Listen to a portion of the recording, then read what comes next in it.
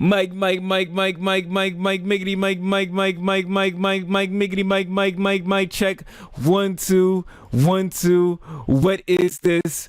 Take us away, Chie. You are listening to the Big Weeb Podcast, and you know you gotta do it often, and you gotta eat more meat. It's your boys, Shawny boy. Plays. Today I am 1 year older.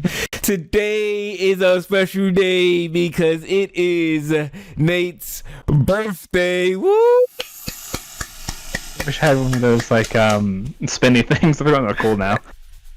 The what? Yeah, the things you spin and there's the the noise. Yeah. I don't know what those things are called.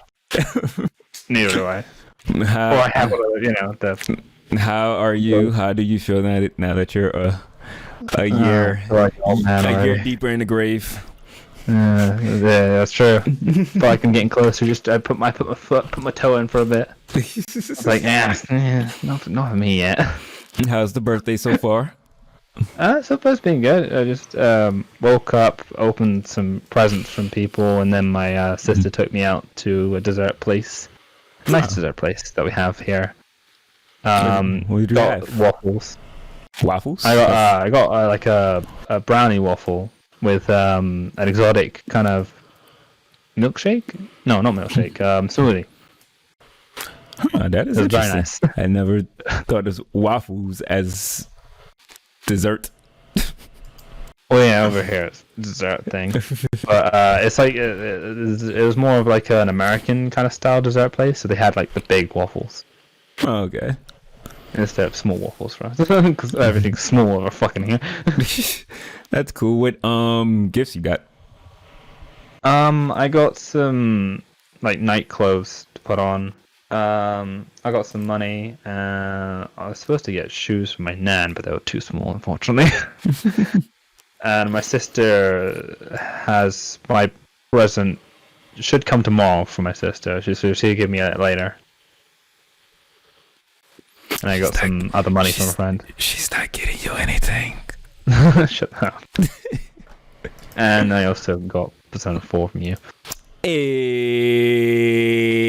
Persona 4. Hey. How are you enjoying it so far? 2 hours in, I'm already liking it. I like the characters. I like the feel. It takes a really long time to start. That's like the one. It does. That's the one gripe I always had about it. Like once you hit that new game, you're gonna be in there for a little while before you actually start playing. It's actually the PlayStation 2 version is worse because the certain parts that you play like after y'all got to the gas station and then like Dojima was like, oh well, go ahead and walk around and stuff like that. That's not in the PlayStation 2 version. And then after you, Chie, and Yukiko, when y'all run into the murder scene and then y'all go home and then you like able to go everywhere, that's not in there either. It's just like straight through. It's just straight story, and then after a while you get to play. Like you're literally not playing into, because you still got like, I think once you start the game back up, I think tomorrow, like the next day, like once you go to bed and everything and then wake back up, the next day is when you're actually going to start to play. So yeah, it's a while. It takes like if you wasn't streaming, it would probably be like an hour and 15 minutes. Yeah. But since you're streaming, it took a little longer and everything like that. But yeah, like about an hour and 15 minutes before you actually play the game. That's always like the bad thing about Persona 4. But after that, once you actually start getting into it, it's amazing. I don't mind that too much. Mm-hmm. Builds character and story, Yeah, as I say, like as long as you like the characters and stuff, like at this point. I didn't expect to like GA so fast. I've been telling you. You've been telling me. But I'm sure I'm sure you'll get I feel like Chie isn't going to be your waifu though. I feel like you're gonna. Because I don't want to say nothing to push you towards anybody, but I feel like you're gonna either be Marie or I don't know if you're gonna. I don't know if you're not. You're probably gonna be a Risei. I feel like you're gonna be a Risei. And if not Risei, Marie. You said what? We'll see. We'll see when we get when we get to them. That's what I feel. I feel like you're not gonna be a Yukiko. I feel like that. Okay. That won't be you. But again, you're gonna play it and you're like, oh yeah, I actually like her. Whatever. Decisions. But yeah, characters. Because literally, so far in Persona 5, I don't know who I'm going with yet. Because they're all kind of good.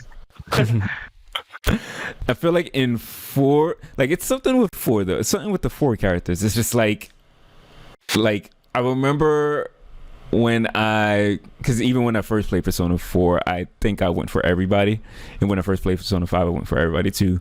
But it's something with 4, just like every single character has some type of like charm. Even characters I'm like, I don't like this person, but they still had the thing. They had something that had that charm that made me still want to go after them. Besides one, but I'm not gonna get into that until you play more in detail. Persona 5, it's more of a like even when I played as everybody, I didn't connect with everybody because I feel like it's this weird thing where like certain people connect with me and then certain people were good characters, but I just didn't feel like they had that charm and connection as well as everybody in 4 does. Yeah. Like it's a certain thing. It's that happy-go-lucky. Hey, let's talk about murders! Yay, Phil. It is what it is. Yeah. I'm glad that you're enjoying it so far. Yeah. I'll definitely play more.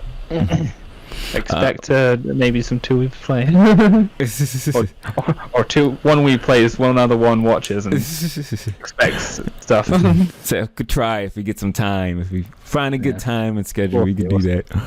How was your 2 weeks? My 2 weeks, yeah. Well, last week, but 2 weeks because we do every 2 weeks. Last week I took a week off. Last week I took a week off from social media and stuff just to help myself. Clear out all the bad juju, you know what I mean? Just work on stuff. I feel better, coming back better, trying to get back into streaming now this week. And actually so far this week has been like a group kind of week, which is funny. There's a lot of like playing stuff with other people. I've been playing a lot of Dead by Daylight. And then I haven't seen you playing that. Are you doing the Silent Hill stuff? Yeah, I got the Silent Hill stuff. Come on, girl. I've been playing as my girl. It's Heather.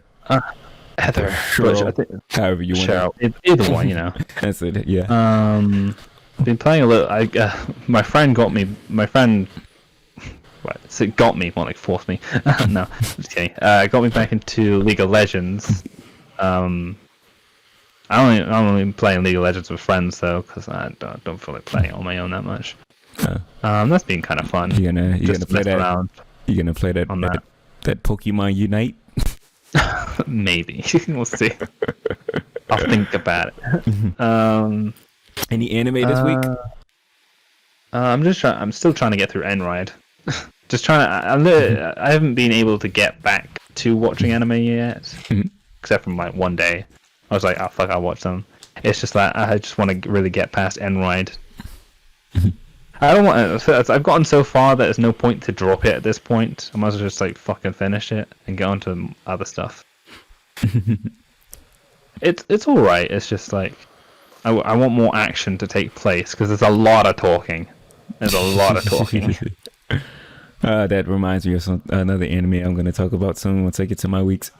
Yeah, I guess. That's basically my week.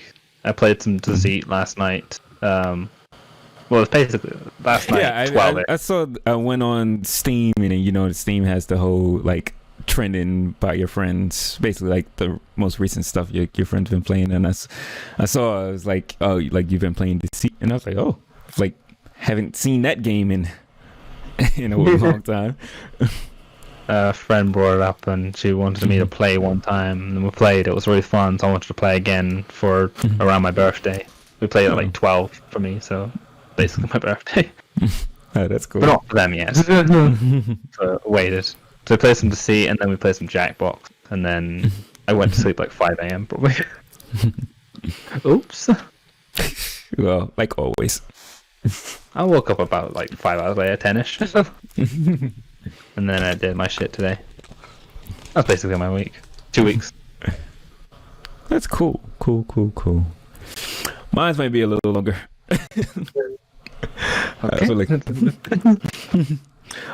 the personal side of things, I've been drugged up all this week. Yeah, I read. On legal drugs. No. Crack cocaine. But yes, so randomly, well, it started last week. Last Tuesday, Wednesday, I had some weird pain like in my lower back, like upper leg, lower back, had like this weird pain. It was kind of hard for me to walk, but I still was at work, still doing work and stuff like that. And then like it went away for like a week, and then randomly this week, like as soon as I was about to go to bed, like I got up and like I got off right from this chair right here, and then like as soon as I got up, like that pain just came again, and it was like even worse this time. And I just took a shower to soak it and stuff, went back to sleep, woke up in a couple of hours, and like I could not move at all. Like I could not turn my body over to move or anything like that. And like I called my boss and I was like, hey, yeah, I'm not coming to work today. I can't get out of bed. And like I basically just told her what's going on, and she's like, make sure you go see your doctor. And I was like, if I can, I don't know, doctor might have to come see me. But so yeah, I went back to sleep, woke up, and it got a little bit better, but it still was like bad. Like still like certain ways that I moved and stuff like that was still like a whole lot of pain. So after my sister got off work, she took me to Patient First, which is like a little like urgent care clinic here. And I went there, and like literally like the doctor, he didn't like touch me or anything. Like he just asked me what's going on. I told him, and he's like, oh yeah, you have this. It's these muscle spasm things. It comes sometimes. So said, take these muscle relaxers, take these steroid pills, and you'll be good in like 3-4 days. So I've just been taking those. The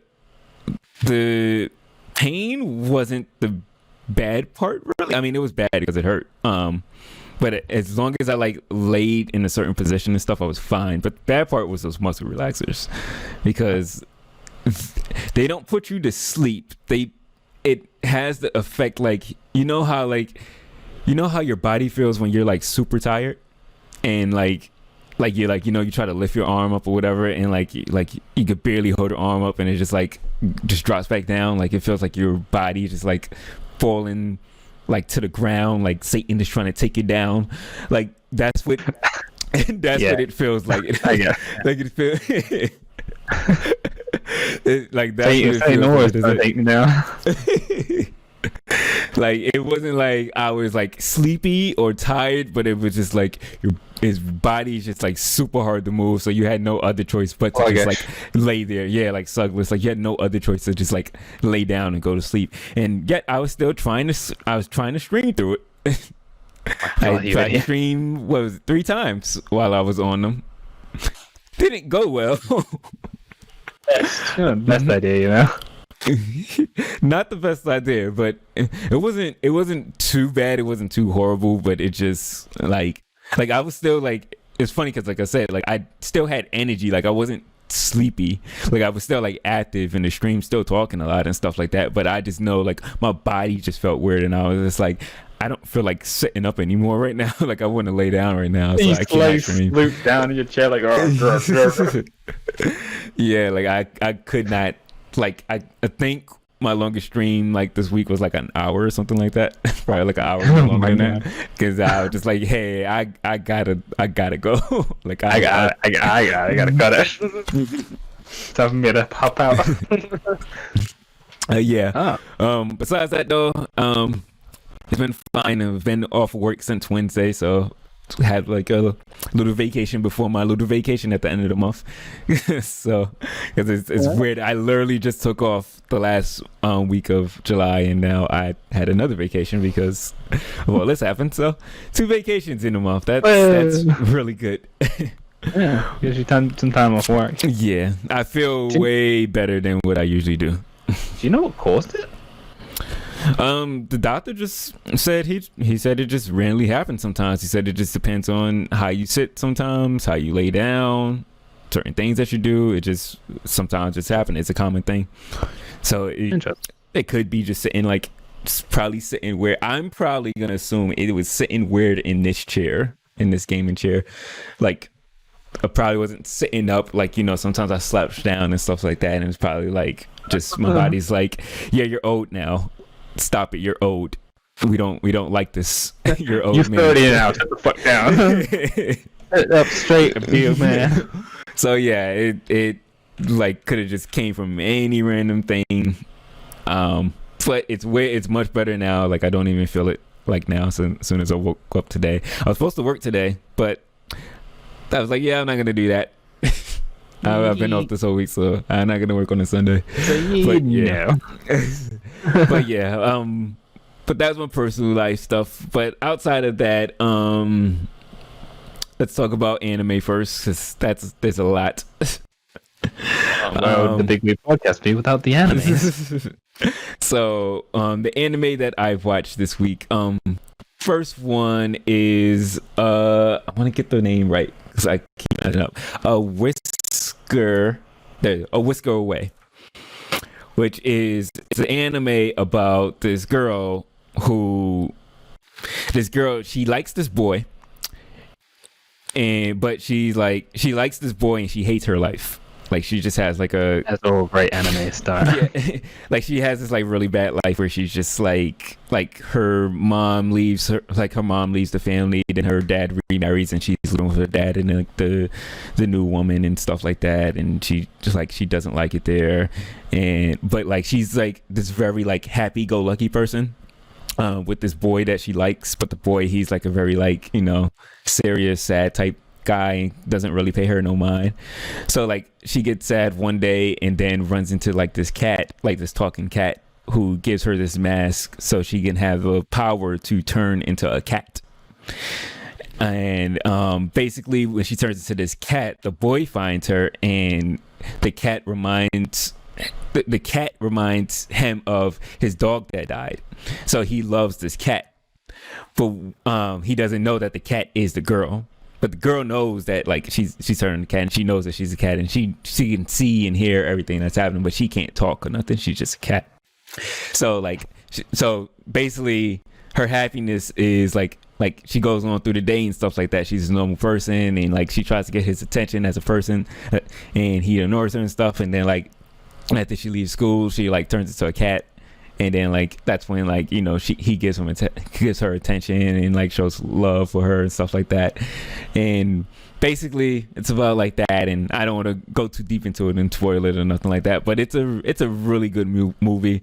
It's like there's one weird part near the ending, like the climax of the movie is like really weird. But besides that, like everything else is really good. Like it's really good storytelling. Boy won't love me until I'm a cat. Yeah, like it gets deeper than just that, and like it reminds me of a mixture of a Studio Ghibli movie and Makoto Shinkai movie. The person who made like Your Name and stuff. Like it reminds me of like a mix between the both of those together. I don't know what show was in there. Yeah. It's a really good watch. Like it's not an amazing movie. It's not like one of the best anime movies I've seen, but I would say like, yeah, I recommend watching it. It's a really good movie. I'll probably put that on my list then.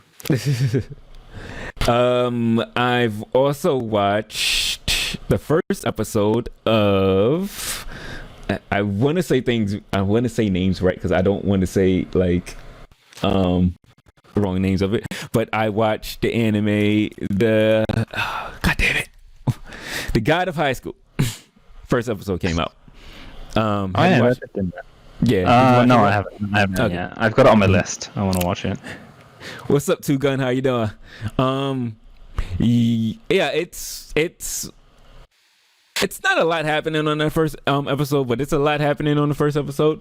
But it seems promising. Okay. Like basically like the whole anime is a tournament arc. Like the whole anime is basically like we're beginning at the beginning before the tournament arc is happening. So that's what that's basically like what the whole anime seems to be leading to. Like right now it's like, okay, everybody's like getting ready for the big tournament that's happening and stuff like that, and then like some random stuff happening, like somebody like stole something, and then like they chasing after the person like on a motorcycle and stuff like that. It seems pretty cool. I'm not sure like in depth detail of like how story wise it's gonna go. Like for me, it seems like the story is probably not gonna be anything groundbreaking or anything like that, but just like it seems like it's gonna lead to like some like cool ass like fight scenes and stuff like that. That's kind of what I was expecting from that anime, to have some cool. When I hear God of High School, I'm like, okay, there's gonna be some fighting in this.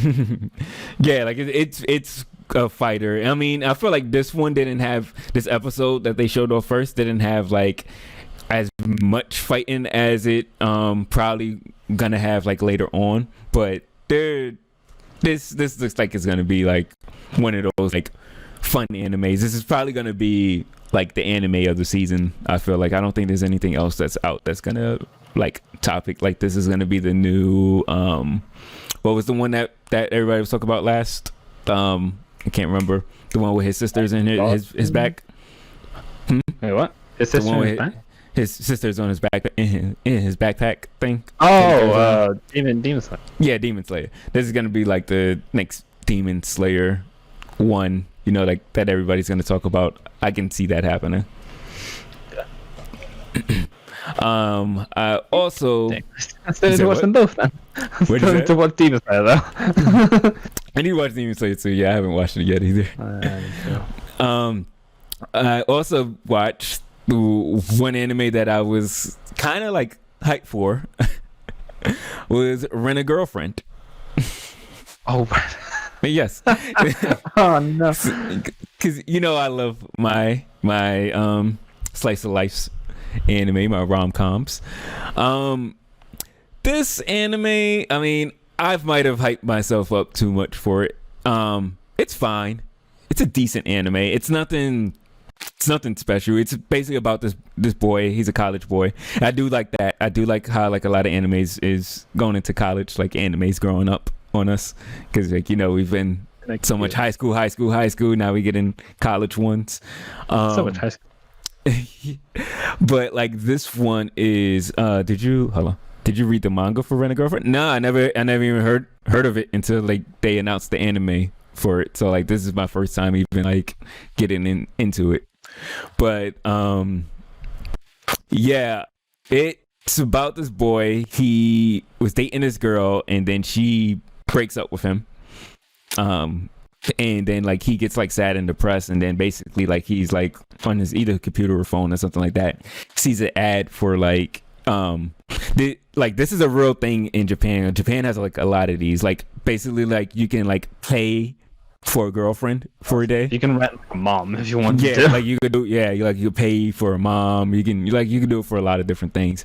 But yeah, he saw like one of those things like you know pay to have like a girlfriend, and he basically did like he paid to have the girlfriend, and basically like when he like took her out like for dinner and stuff like that, like she was just like super nice and stuff like that, like, and like treated him well and stuff like that.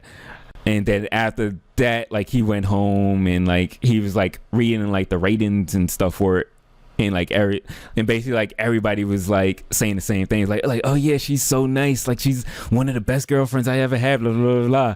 So like I guess like he kind of like was getting jealous because it's like, oh, this is not even her, like she's not doing that because she likes me, she's just doing that because that's her job. So like he goes and he buys her again, and takes her out again. But this time, like when she's like being super nice and stuff, he's kind of like, you know, he's kind of like being like, this is not even how you are. Like why, like act real and stuff like that. And she's like getting confused and stuff like that. And then like at one moment he kind of like thinks about his ex-girlfriend, and then like he kind of like spazzes out on her, and it's like, oh, y'all women just want to like just want to shit on us and treat us bad and blah blah blah blah. So like then that's when like she got mad, and then she turned into her like real ways, where she's like a basically kind of like a tsundere type personality, and she's like, it's like, why are you yelling at me? You're the one who's like bought me. You're the one who wanted me to do this. So why are you yelling at me? like you could have just not bought me if you don't want me to be fake. Like, this is what I do. I'm doing my job. And like in the middle of them arguing, he gets a phone call saying like his grandma is in the hospital. So he goes in the hospital with the girl. And then like the grandma's like, she's like okay and everything, but like his whole family's there, and they're like, oh, who's this girl? This is your girlfriend? And then like he's about to be like, no, but then like she was like, she's still going with it, and it's like, oh yeah, this is my boyfriend, blah blah blah blah. So then like the grandma got excited, and then she went to go get like all her friends from the hospital to come and see the girlfriend, because it was like, oh, he'll never have a girlfriend and stuff like that. So like they was excited for him. Then the girl remembered that her grandma is in that hospital too. So they try to leave. Oh, I see how this is going.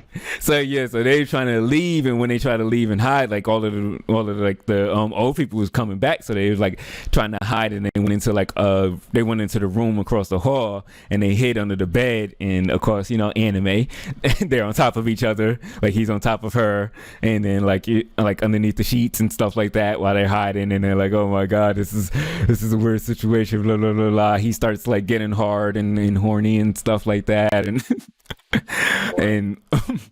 but then basically the grandma finds them, and then they kind of just like say like, yeah, we are boyfriend and girlfriend, blah blah blah, and go on with the lie, whatever.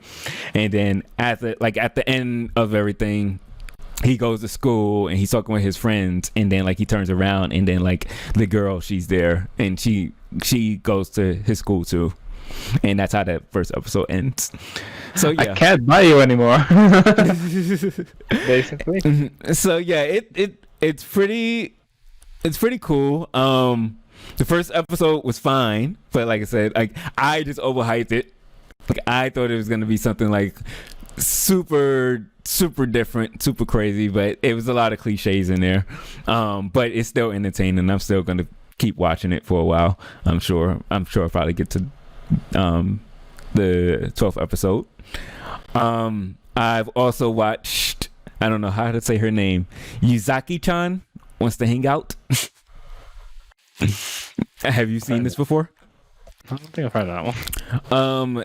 This is the girl. She has gray hair, and she has like this like a blue and white shirt with like it has like red writing on the front, and she has like really big boobs.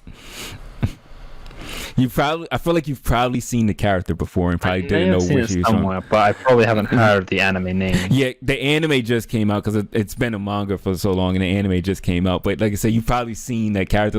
Like if you see her, you're probably like, oh yeah, I've seen her like around like on Twitter or something like that.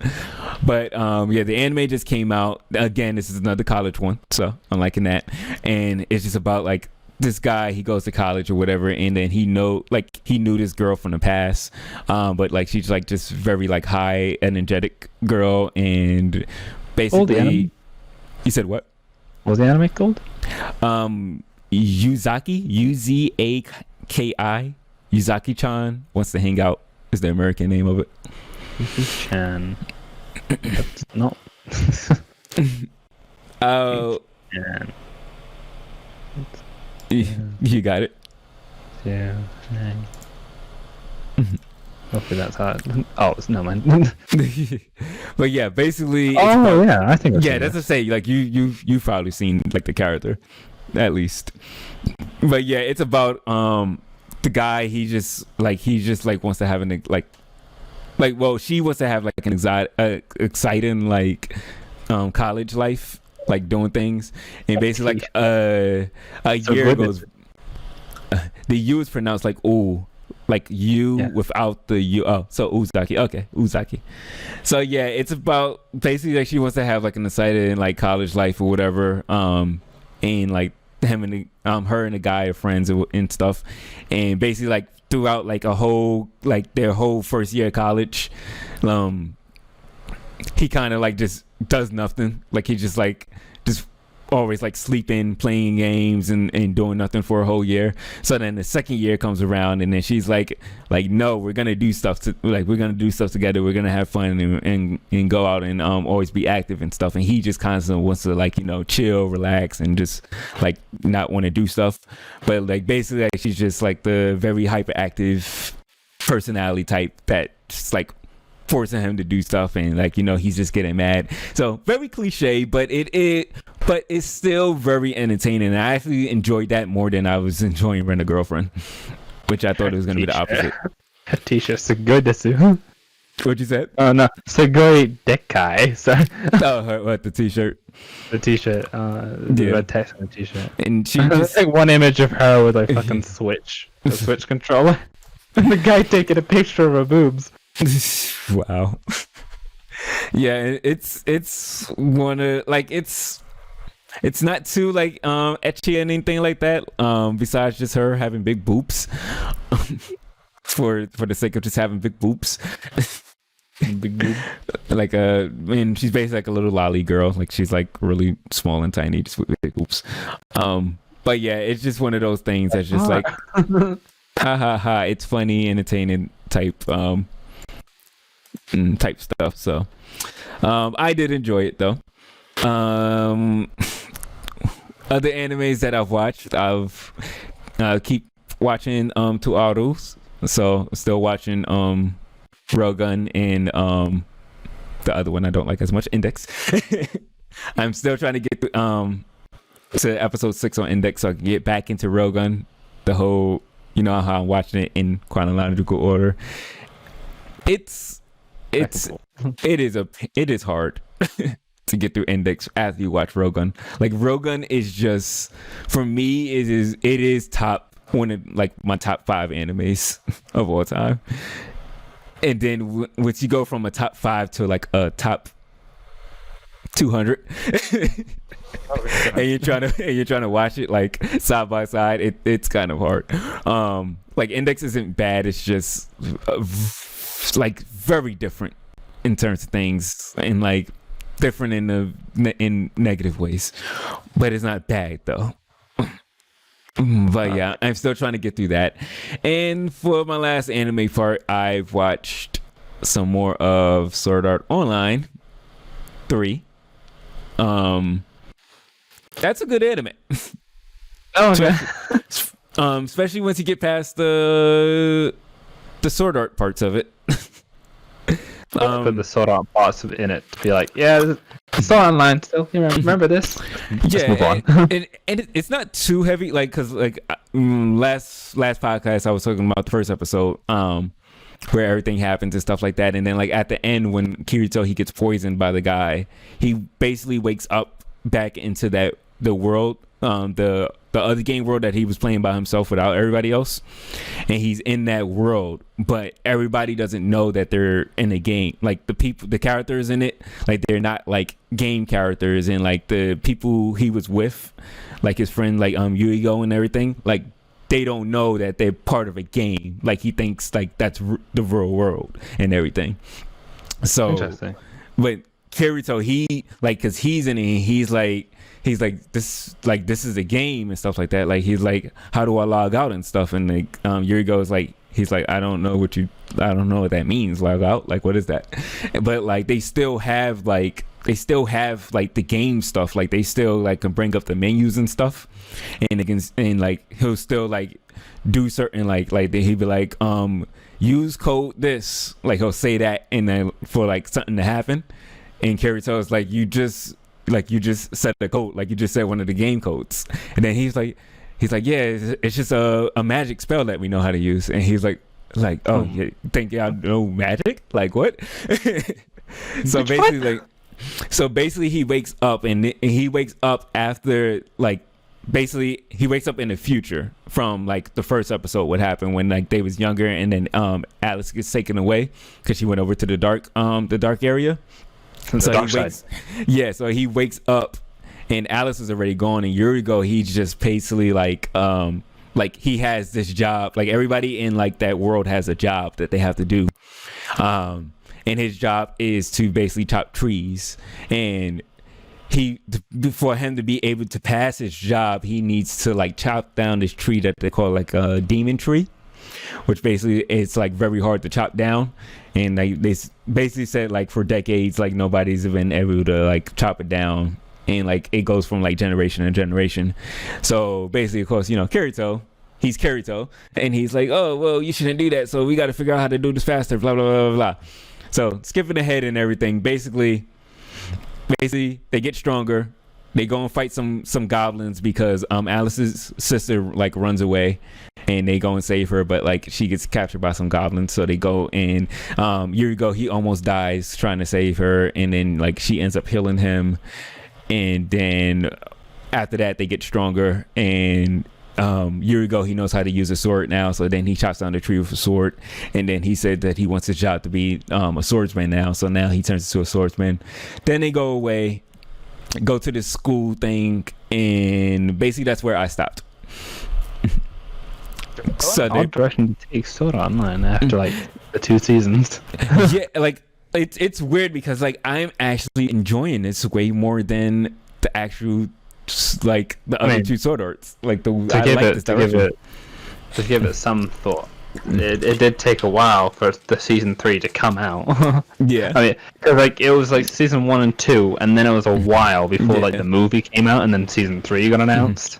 So they must have went back and was like, all right, we need to think about this or something. Because after 2, they probably knew like, oh yeah, people's complaining.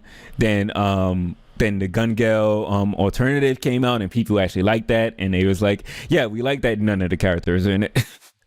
And like that was like the thing. So they was like, okay, yeah, maybe we should have less of the characters in it. The characters are still in it. I did skip one of the episodes. Like I skimmed through it. It was one of the episodes where like they was outside, like they wasn't in this world, so like it was all the other characters and stuff, and like Kirito, he was sick from like the poison and stuff like that, and like they were talking to some, I don't know who they were talking to, like game designers or programmers or something, but like I kind of like just skipped that episode because it was like a bunch of like Asuna and all of the cousin character and everything. I was like, yeah, I just want to get back to the world, the game world, and then I just skipped that, and then I was like, yep, okay, I'll go back to the game world. So yeah, I'm enjoying the direction it's going, and I might watch some more of it. Depends on, because that depends on how I feel about this game. So now we can get into games. Woo! The segment of introductions and weeks over. Well, actually, no. This is still. Well, I guess this is review time. So, game review. Okay. Sword Art Online. Alicization Licorice. However you say that. I said it right. Surprisingly. So this game. First off, let's not even talk about the game itself. Let's talk about its technical things. This game runs like shit for everybody. Because I thought it was just me, because I know I sometimes I've slight side tangent. I've realized with my gaming laptop for the past year and a half, 2 years that I had it, that I've been doing it all wrong. I've literally been playing games on high profile and running my CPU at like full speed all of the time. Like even if I'm not playing games. So the CPU would run at like 90 degrees Celsius constantly. So of course, whenever I'm trying to play a game, CPU is overheating like fuck all of the time. So my game slowed down. So a lot of times, so like for the whole 2 years, I haven't been playing at full speed because I've been overheating my CPU. But I've fixed that problem, and I also got a cooling fan, so now I don't have that issue. But I played this game, and so this game, of course, on PC, it supposedly is unlocked frame rates, so you can get up to like 240 frames. Nobody's getting that many frames. Everybody's getting probably at the most, if they're in the actual open world, real world area, or in the towns area, you're getting somewhere between 20 to 40. Good. Even if you have like the best GPU, if you have like a RTX 2000 series or anything like that, you're still getting like no more than like 40 frames. And then sometimes it'll even drop lower than 30. You're like, it's like, even if you do bring down like the graphics and stuff, I literally brought down all of the graphics. Like they have like certain like different settings and stuff, like graphic modes and stuff, like where like all like the bushes and grass and stuff, like I'll show like way less of it and stuff like that, so it won't kill the processors. It still does nothing for the game. Like you still running like no more than, if you can get 30 sometimes. And then they even have they even have a option that says 30 frames per second mode. And that mode just looks like garbage. Like it doesn't even feel like 30. It 30 frames per second mode, more like 10 frames per second mode. Like it's bad. Like it's not a unplayable mess, but it is a mess. It's a strong, noticeable mess, but it's not unplayable. We can still play the game. Like I was playing the game fine. It's just really, that's bad. And then like you would think like, okay, yeah, there's probably the PC stuff. They need to fix some stuff with the PC stuff, but nope. It's Xbox and PlayStation. It's the same. They're having the same issues too. A lot of people are complaining about the same things. I don't think I've seen anybody. I've seen one person said, "Oh, it's fine," but I think some people are just dealing with it more than noticing that what like frames should be. If it's an everything kind of thing, they're probably working on an update at some point. Mm-hmm. It better be fast, you know. Yeah, and of course everybody's mad because Bandai Namco isn't saying nothing on their Twitters. So, but yeah, the game itself, the combat is actually really, really good. It's fun. It's strategic. It's more strategic than it looks, and when you first start playing it, it kind of comes off as like button mashy a bit. Like once you first get into it, it's kind of button mashy, it seems. But then like once you actually get deeper into it, it's more like, okay, I need to know how to like block and dodge certain attacks and stuff like that, so I can build up my special, so I can actually do real damage. Because like you'll go against some enemies that's like the same level as you, and like literally I was playing yesterday, we was fighting like this boss thing, and like it was only like one level like stronger than me, and like I'm literally like just mashing my attack for like minutes, and like I think I took like 1/8 of his health away. Like you need to like know how to like build up your meters and stuff like that, and you can't build up like certain meters just by attacking. You need to like dodge and stuff. You need to be more strategic. So the combat is really good. The one gripe I do have with the combat is that it's more with the game than the combat. Actually, it starts out at the end of the first arc. Do you still hear me? My thing just cut off. I think it cut out. Did I? Hold on 1 second. Okay, it should be back. You cut out. Yeah, I know. That's what I say. Yeah, I think the thing just cut off. You hear me now? I can hear you now. Okay.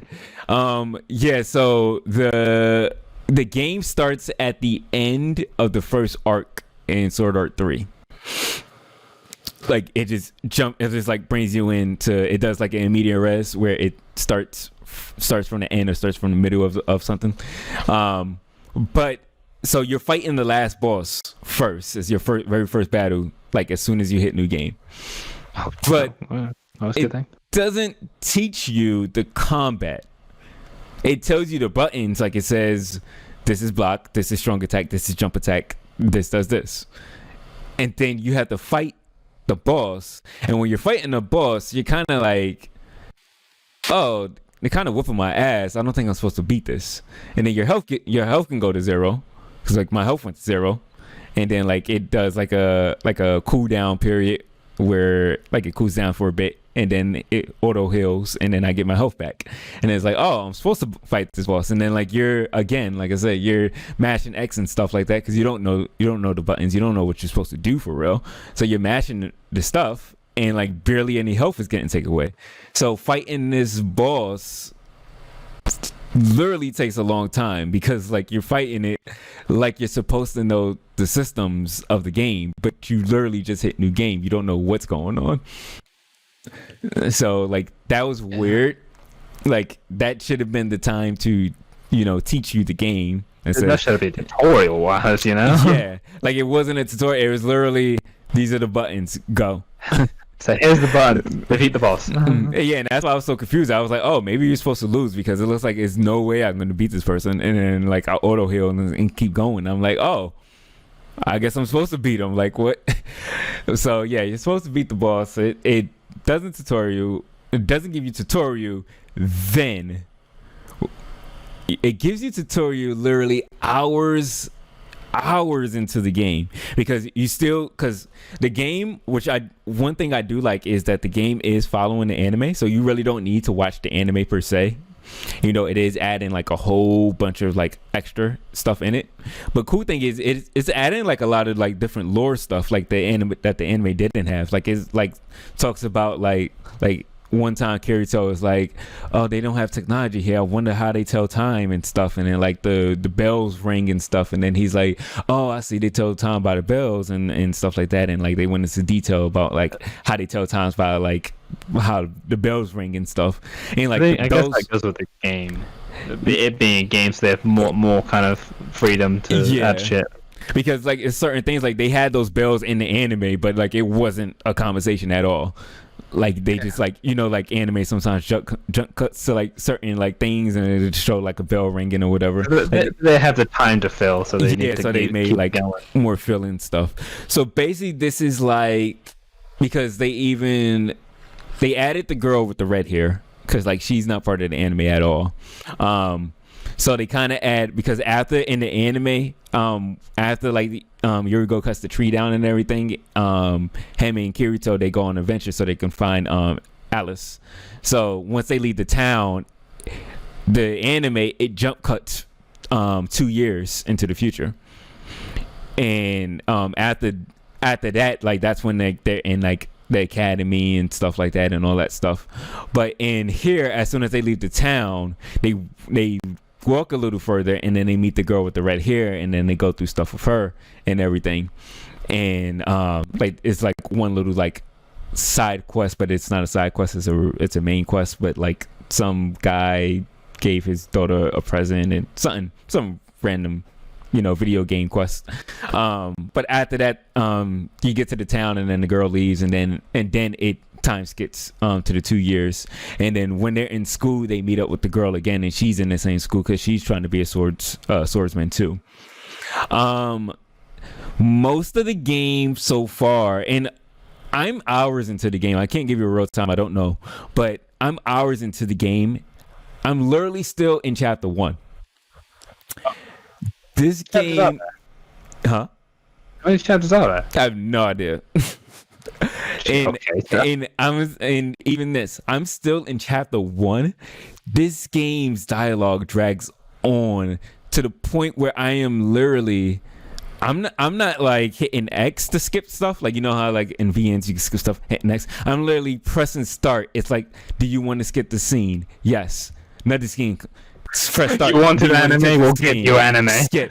Press start. And I'm literally doing this. I'm literally skipping scene, like not just hitting X and skipping dialogue. I'm skipping scenes for 10 minutes sometimes.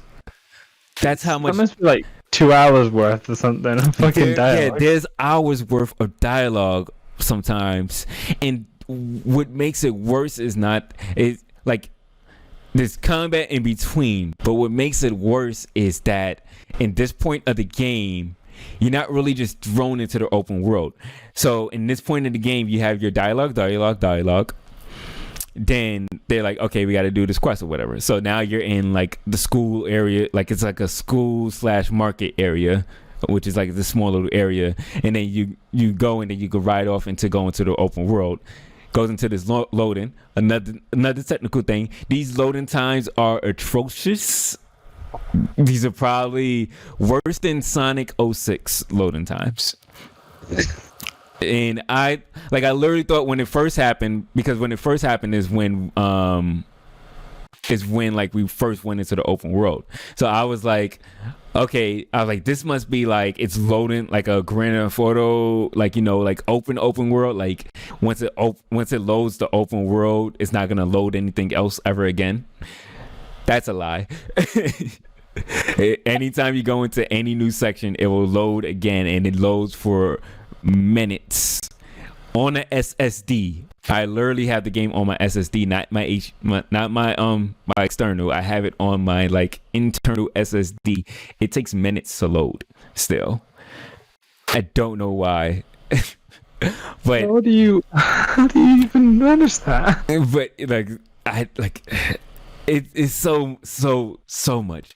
But yeah, so much dialogue. Then you get into all these loading times. Then you finally get thrown into the open world. But the open world has like stuff like there's these like statues. If you talk to the statues, it tells you like to do like these hunt quests, like kill 6 of these type of animal monsters, kill like these type of monsters, get an item and stuff like that. But there's not much into the open world, and then the open world is still broke up into sections. So like at the very beginning, before it jump cuts, before it time skips, you have that one section. And then when it time skip, we had a different section, like where the school part is. So there's a different section of the open world, but it's not like the biggest open world place. And then if you follow, like you have a tracker, like if you hit circle or B, it'll give you like a tracker of like where you need to go for the quest. If you follow that, it's gonna bring you to the main road. There's literally nothing on the main road. Not even monsters are on the main road. So if you just go and follow what you're supposed to do, you're not fighting nothing. Like you're just walking. Like you have to go away from the tracker to like actually have some fun and like fight stuff and pick up like random items and stuff like that. So like it brings you, so you go follow the tracker, you go fight the monster, it's like, all right, we finished the quest, let's go back to the school. You go back to the school, dialogue, skip, loads. Now we're in tutorial. What? I'm serious. Now we're in tutorial. So it gives you your first tutorial. You do your first tutorial, dialogue, skip, loads, do quest, go back, dialogue, skip, dialogue. Second tutorial. I'm playing, like I've been playing so long, and I've still like I know I'm at the point now, like just for like everything that's been happening within the story of what I've actually been paying attention to. I know I'm at the point now where I passed the tutorial parts now, and that was literally hours, and it would have been even more hours if I wasn't skipping scenes. Like I said, not hitting X to skip dialogue, I'm skipping scenes, whole scenes, streamlined so bad. And it takes hours to get through this whole first part. I think I'm in chapter 2 now, it seems like it. But yeah, so like I said, just a bunch of dialogue and stuff like that. I know I've seen a video before the game came out. Somebody said the whole like character customization is in chapter 2. So yeah, like this whole time, like the whole like 2-3 days I've been playing, I haven't even gotten into like the character customization yet. Like I've still just been doing like tutorial and stuff.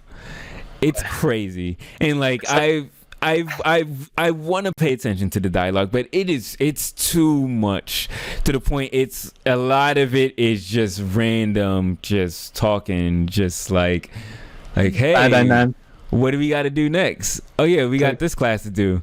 Oh yeah, you have this class with this teacher. How's that teacher? Oh yeah, I like this person. They're really cool. Yeah, they are really cool. Yeah, it's like you're not talking about nothing of substance. And then Namco was like, "You want an anime? You're getting a fucking anime." It's just like, oh, it's funny because like this is literally what I've been asking for within like the Bandai Namco like anime games is like have the game follow the story. Like have the game follow the story. Like I've always wanted that because I'm always like I want a Naruto for all of my anime games. Like I want a Naruto Ultimate Ninja Storm. Like I want that. But like this is like okay, y'all did too much. Now maybe we shouldn't follow the anime. Maybe like we should just go and watch the anime and then come back. One thing I do like, which is of course added because it's about the red hair girl, is like her story arc in like the school part. So there's this other student, basically like the girl, the red hair girl. She's like part of this like noble class family, whatever, and like she is basically like in an arranged marriage with this other student who they never show because it's like it's a visual novel. They never even show a character model or character design. It's just guy or like so and so's fiance, and you just see the text, but you'll never see him. But like basically he's kind of like in an arranged marriage with her, but like he doesn't, like it turns out he doesn't even want to marry her. He's like blackmailing the family. So like basically he's only like trying to marry her because he wants to blackmail the family, and he wants to like literally physically abuse her. This is the point where I'm like, hold on, y'all got like, I was like, there's a lot of like disconnect between like what this story is, because I was like, this got dark. I was like, to the point where like, you know, we don't see him because we don't see his character model at all, nothing, but like, you know, like he'll say something and he's like, why are you back talking me? And then like I'll make like the slap noise, and I'm like, what am I playing right now? Money or anything? Just abuse? I'm like, what's going on right now? I was like, what did this turn to? And then like, you know, she's like sitting there, she's just like, she has to take it and stuff, and she's like, oh, I'm sorry, blah blah blah. And you know, Kirito comes and he's like, oh, you're alright and stuff, and she gets mad because he's trying to butt in and stuff like that. And like, but it constantly happens. It's a bit uncomfortable. And to the point where at one point when he actually reveals he doesn't even want to marry her, he says, I don't even care about you. I just kind of do this just because it's fun, and I just want to abuse you. And then he's like, I don't even care about you anymore. And he locks her, he hits her again, locks her in like a supply closet, locks the door. The janitor comes by and says, oh, is there anybody in there? And then he tells the janitor, no, you can lock it up. And the janitor locks it up and then leaves her trapped in the supply closet. Hey, cool. And I was just like, I don't know. I don't know what words I can even make right now. It's like, well, boy. I was like, I don't know what direction this story's going in. I see what they're trying to do. I just don't know if it was a good idea. But yeah, it all that happens and stuff like that. Then you finally run into Alice and stuff happening. The point where I just really got drained yesterday when I was just literally on stream. We get locked up in the jail. I'm not gonna spoil it just in case. I already did spoil you some parts of the thing, but if you do ever play the game, but yeah, by the time I get around to it, probably yeah. And again, there's so much that I don't even know what's happening because I've been skipping so much. So like there's a lot of it I don't. Oh my god, it makes sense. Yeah, a lot of I don't know why or anything. So, but yeah, there's a point we go to jail, in Kirito, and you I can never say his name right, but the blonde haired kid. We go to jail, and we don't have our swords anymore. But so we just like we're locked up with chains, and we get freed, but we still have our chains. So we use the chains that they locked us up with as weapons instead of the swords. That is one of the most unfun weapons I've ever used in a video game battling ever. Is using these chains. Do tell. And it's not even like we had regular battles with it, because as soon as we get break feed or whatever, blah blah blah, we run into one of the like knights or whatever, and he has like chains too. So you're having a chain battle, and so you're having a chain battle, and it's basically everything I said about before about how bosses, like even with like swords and stuff, you just like go attack, and it's not going to take much health. That's the same thing with this. So with the chains, it's not taking much health. But within the boss, within the other battles, like I said, like once you figure out the like the different mechanics and everything, so you have a mechanic where you can daze the opponent, the enemy that you're fighting, and if you do it, you can like do this big combo, and then you could do like your skills and stuff, and it'll take like a whole bunch of damage, like it'll take like 10,000 points of damage. This boss can't get dazed. So you can't do the mechanics to take more health. So all you can really do is you could do your button mashing, dodge his attacks. Once you dodge his attacks, you can do your final blow, what they call it, even though it's not a final blow, but you do like your final blow. It does like a short like cutscene thing, and usually that takes a lot of damage too. But for this one, it doesn't, because you have your chains instead of your sword, so it doesn't take a lot of damage. So you're just really, really boringly fighting this guy with chains for a really long time. So fun, whipping around, have a fun fight with them.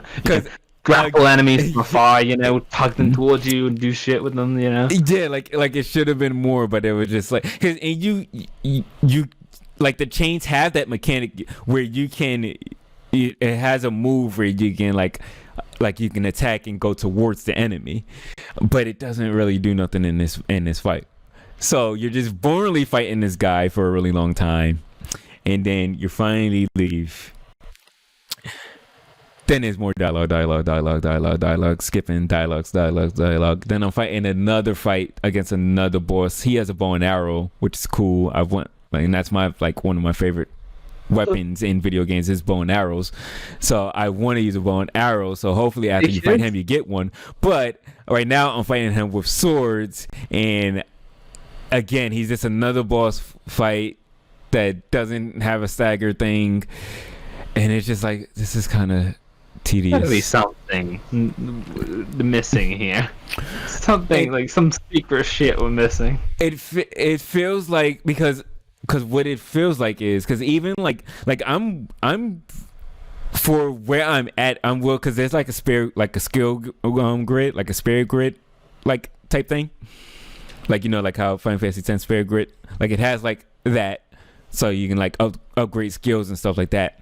But it still feels like even with hours of playing, it still feels like I'm in early game. Like I only have like 2 physical skills. Like all the other skills are like boost skills, like raise attack, raise this. And it feels like I'm still in early game because like both of us only have like the cross slash and like the other skill, and that's it. And then there's a magic system.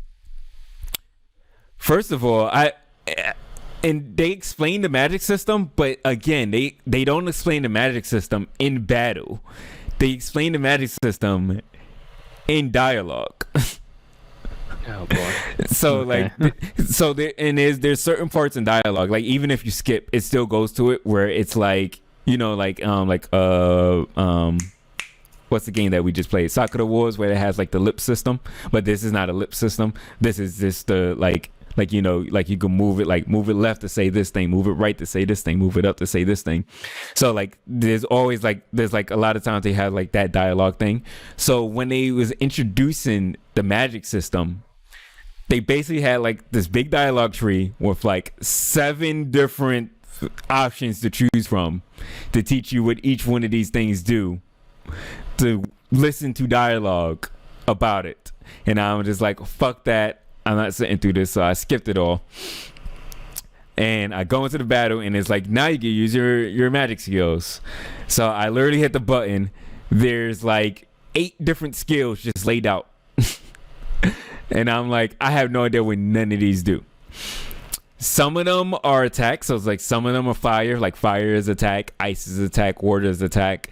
Then you have like metal that just drops like a brick of metal, and I have no idea what else it does. You have like crystal, which makes like a shield. There's a bunch of other ones too. I just like you. And like they're not separated by anything. Like it's not like, okay, these are attack ones, these are defense ones, these are whatever. It's literally like just a pie chart. And then you just like, once you hold R2, you just move the right stick in the direction of the one that you want. And you have to wait for it to charge. And then you wait for it to charge, and then you let it go with R2, and it does whatever it does. And there's no in-game explanation of what it does.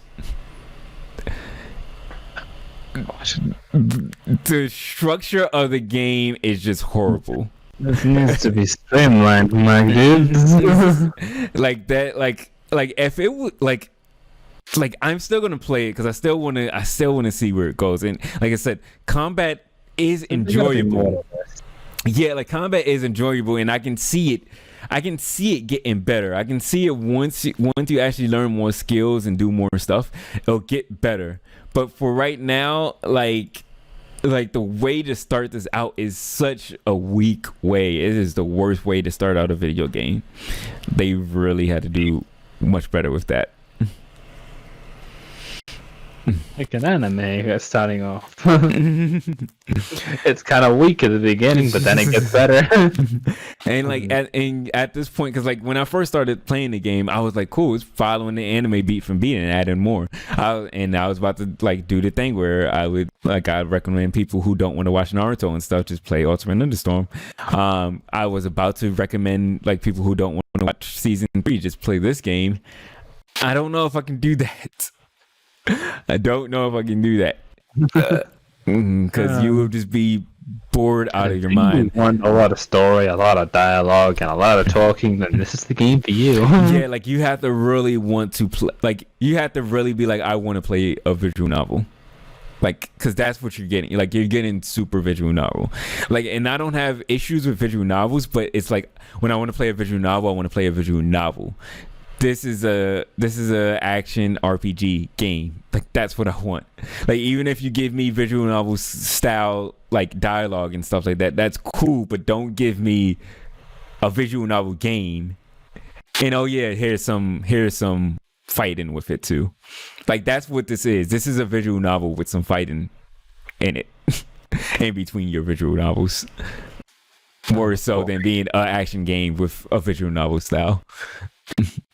And then you can tell like they're trying to do it for no reason at all. They're trying to do like a Persona-esque thing where you're in the school part, where it's like morning time. And then in the morning time, you're just like you're literally doing nothing, but you're just walking outside of the school, and then you meet up with one of the classmates. You talk to them for a little bit. Then it's like afternoon time, and then that's when you do your tutorial part, and then it's like evening time, and then that's when you're talking to Yurigo, and then you get the dialogue trees about whatever, and then you go to sleep, and then you wake up again, and it's like, what was the point for that?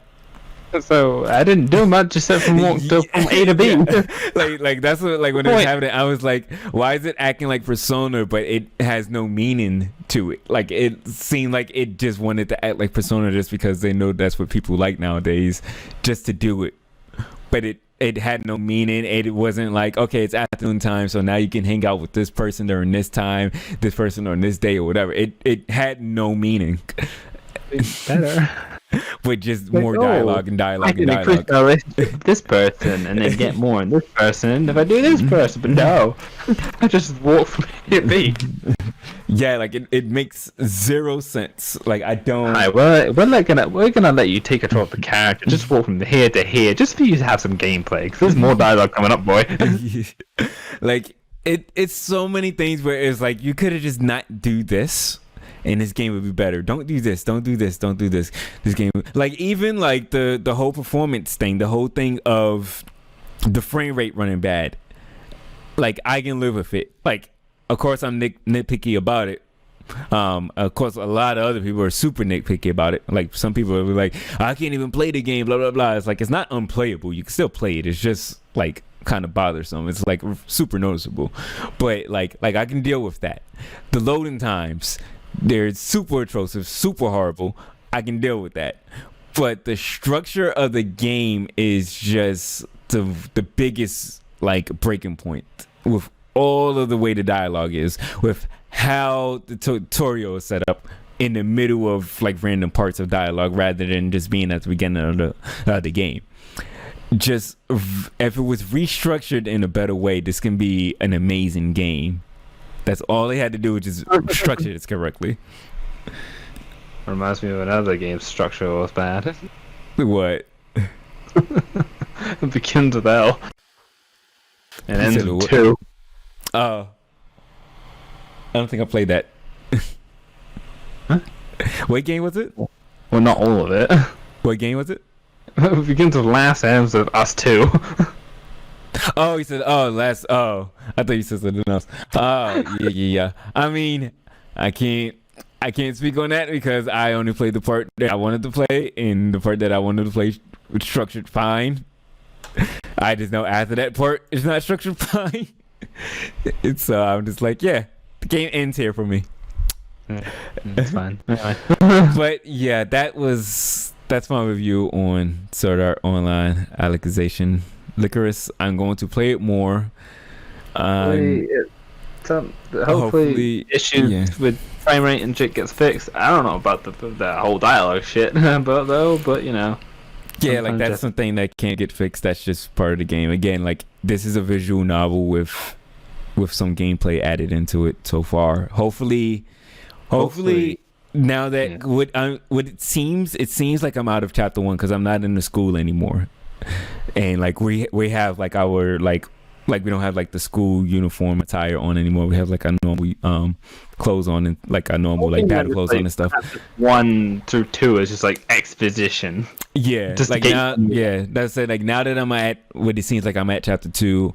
Hopefully now it's gonna be more. The trailers and shit is what we've been seeing. We haven't seen not even that much visual novel shit from that. Yeah, like I haven't seen anything of what I've seen it from the trailers. Like the stuff that I've seen from the trailers, like I haven't seen besides the ending of the story, which is the beginning of the game. That's the only thing I've seen from the trailer. Yeah, you can't. Because like even in like it's so weird because even in my head, like when I saw those trailers and all the clips and everything from YouTube and stuff, I was actually it's funny because I was scared that I was like, I wonder if this game is going to have enough dialogue for the story to make sense. Because like that was my thing. I was like, I don't think this game is going to follow the story because I was like, from what we seen, we didn't see a whole lot of like dialogue and story stuff happening. I've seen mostly gameplay and then like just clips and parts of cutscene stuff. So I was like, I don't think this game's going to have like a whole lot of dialogue for it to be like a standalone thing. And now I see it's the complete opposite. Boy, did it prove you wrong. Yes, it did. Like, don't judge anything by its trailers or gameplay or videos, period. But yeah, that's my review on that. Hopefully it gets better. That's all I can really say. Not a review. Next, in about 2 weeks' time, we'll have the end review. Yes, and hopefully I can say some positive things about it rather than negatives. All right, let's get into Like I told you, I was like before this podcast, I was like the whole beginning is gonna be long. Yeah. So now we're getting to podcast. How's it going? Let's The people who come down for a while, welcome back. Some news time. First thing on the docket, we got a trailer for the anime of The World Ends With You. Me. Looks pretty good. Really good. Oh. I don't know much about the game, so I can't talk much on that. I know you've played the game, so I know you can. Where am I? Probably talk more about this. Does this seem to like follow the game from what you see so far?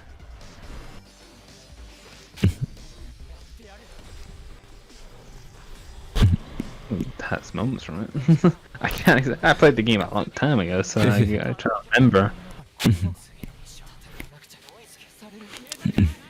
I've heard the game was kind of boring, to be honest.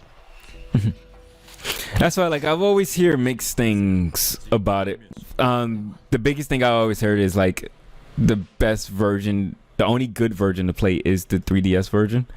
And if you're not playing that version, all the other versions are not good. But other than that, I don't really know much about it. I've heard some people say it's really good. To be honest, at this point, the anime might be better than anything else. Oh yeah, the anime looks. Looks nice. Yeah, like that looks like something like I'm definitely gonna like watch. I remember not really enjoying the game. So but maybe I don't know. Maybe that's just different for me. So we'll see. Maybe the anime will get us to want to play the game and might enjoy it. So we will see. It's a Switch version, isn't it? Yeah, it's a Switch version. I heard, like I said, if it's not the 3DS, I mean the DS version, I know everybody always said it's not good. Like the Switch version, the iPad version. I think there's like one other version. I know everybody always says it because I think people say it's only good when it has like the two screens. Oh, okay. And like when you only have the one screen, it doesn't make it as good or fun or interesting or something like that. Yeah, that's why I didn't like it the first time. But yeah, looks good. Next. Persona 5 animation dub. Oh, trailer. Persona 5 animation dub. Okay, so Blu-Ray set. I didn't watch the anime for Persona 5. Neither did I. I've heard nothing but bad things about this anime from lots of people. I've heard nothing but bad things. So all I can do is say I ain't gonna give it a chance now that the dub is out. I've heard from pacing to animations to a lot of other things. They just kind of like ruin what the game made it.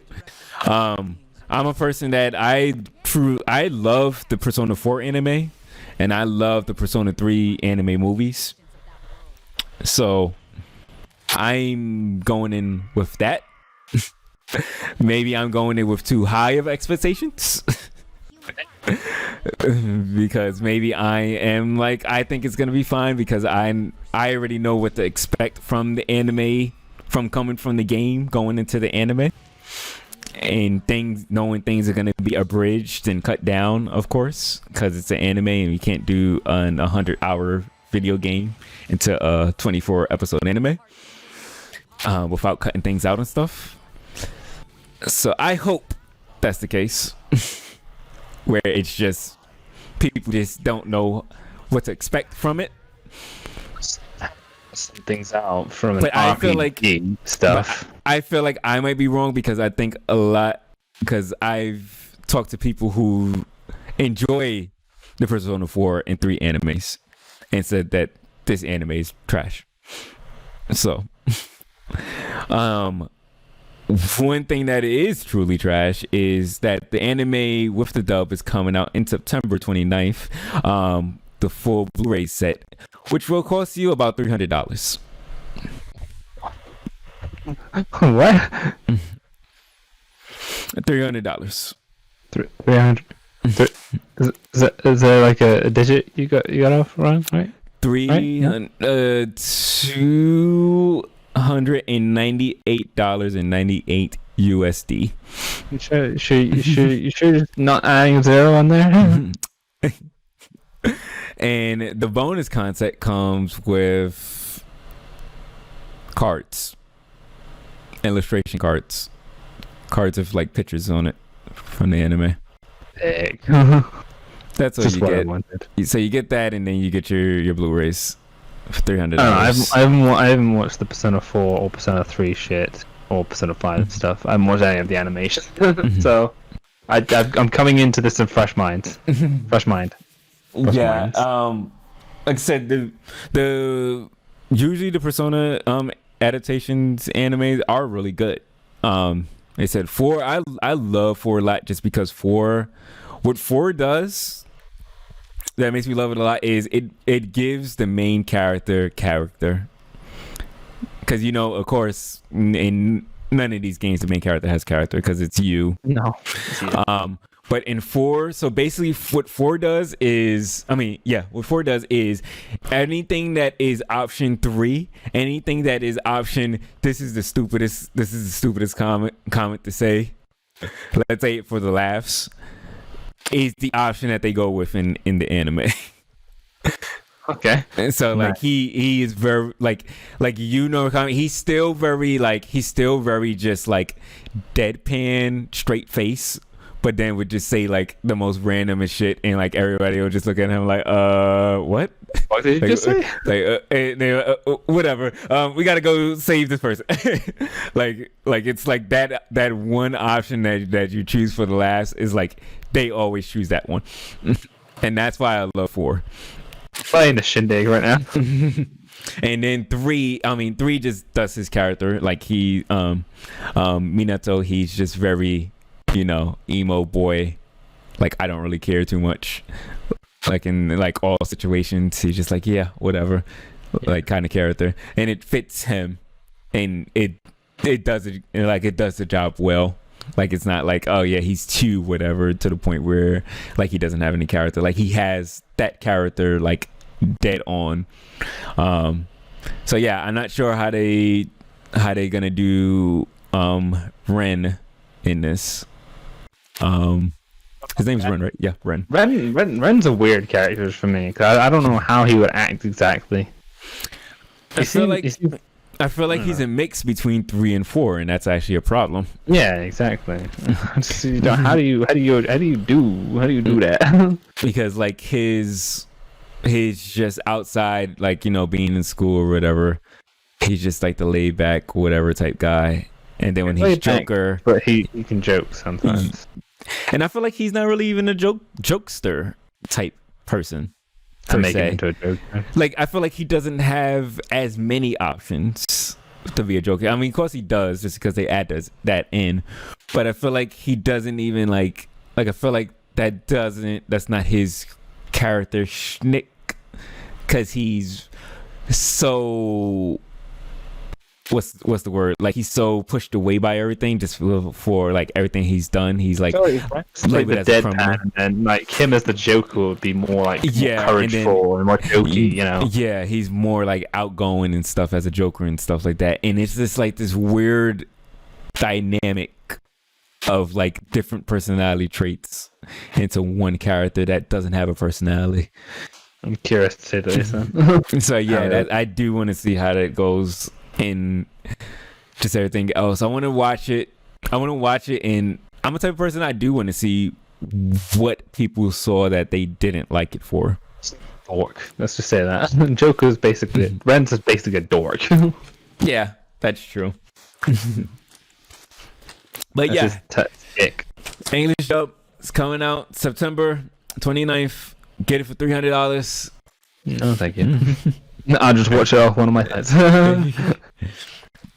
Staying on Persona news, Persona 4. Speaking of that again, Persona 4, Atlas put out a tweet saying that they've reached 500,000 players on PC.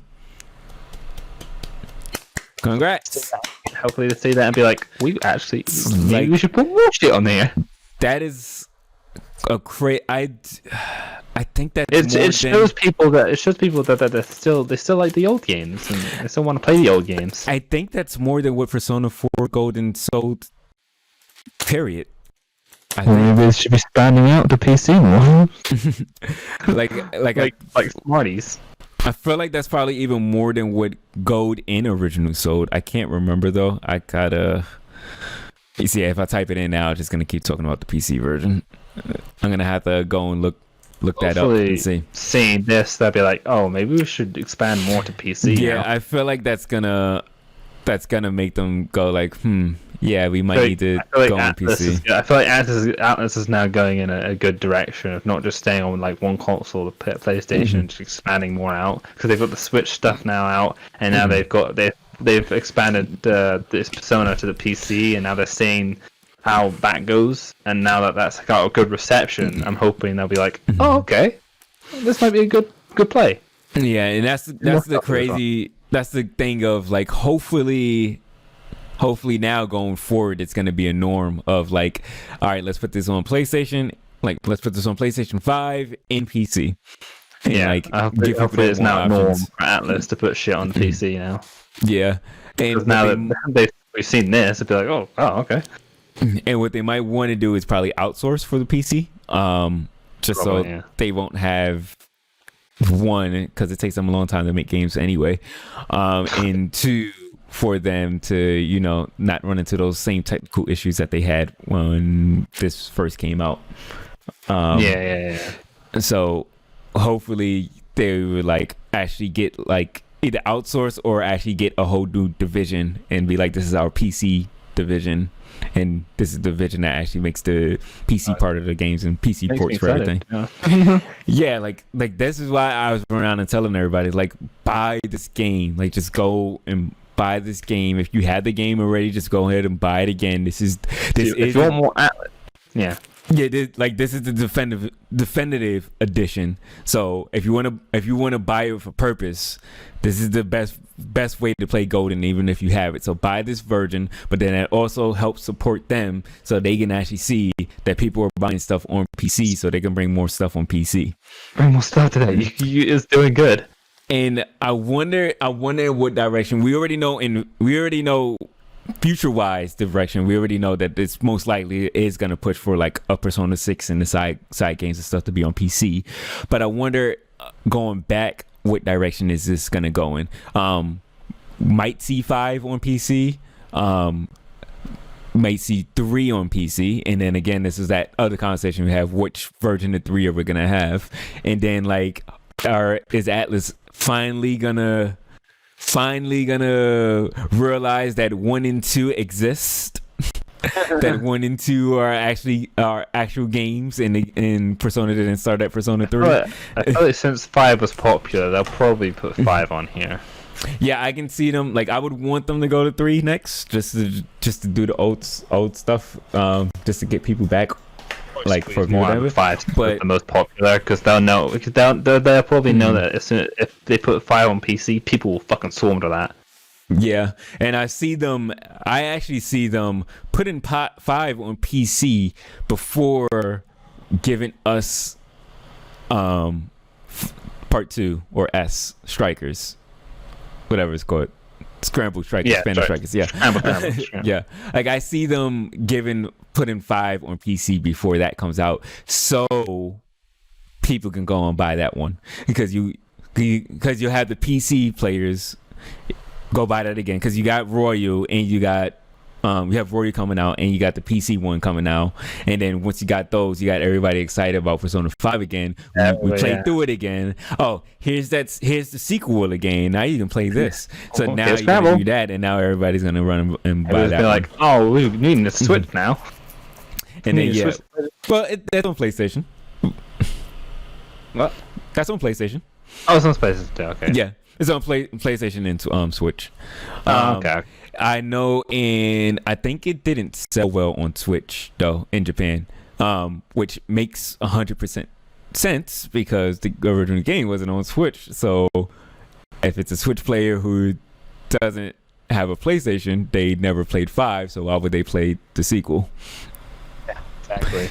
So, and they kind of like, in Atlas, I don't like talking bad about Atlas West, because I know Atlas West, they have everything like in their hearts. Like Atlas West, I know they want to port Persona 5 to like PC and Switch and stuff, but it's the Japanese side of things, and like they run with the things like, oh look, nobody wants to buy it on buy Strikers on Switch, so I guess nobody wants to play Persona on Switch. Yeah, but Atlas West don't really have like a call or a say in what goes in what on what. Yeah, because they're the ones that got the break free trending on Twitter. It was literally like somebody at Atlas West was like, yeah, let's trend this. Let's make this a trending topic. And you could probably tell people over in Japan was like, what the fuck are y'all? What the fuck are y'all? We're not putting that shit. If y'all ever want any shit again in America, y'all shut the fuck up. So don't shut up.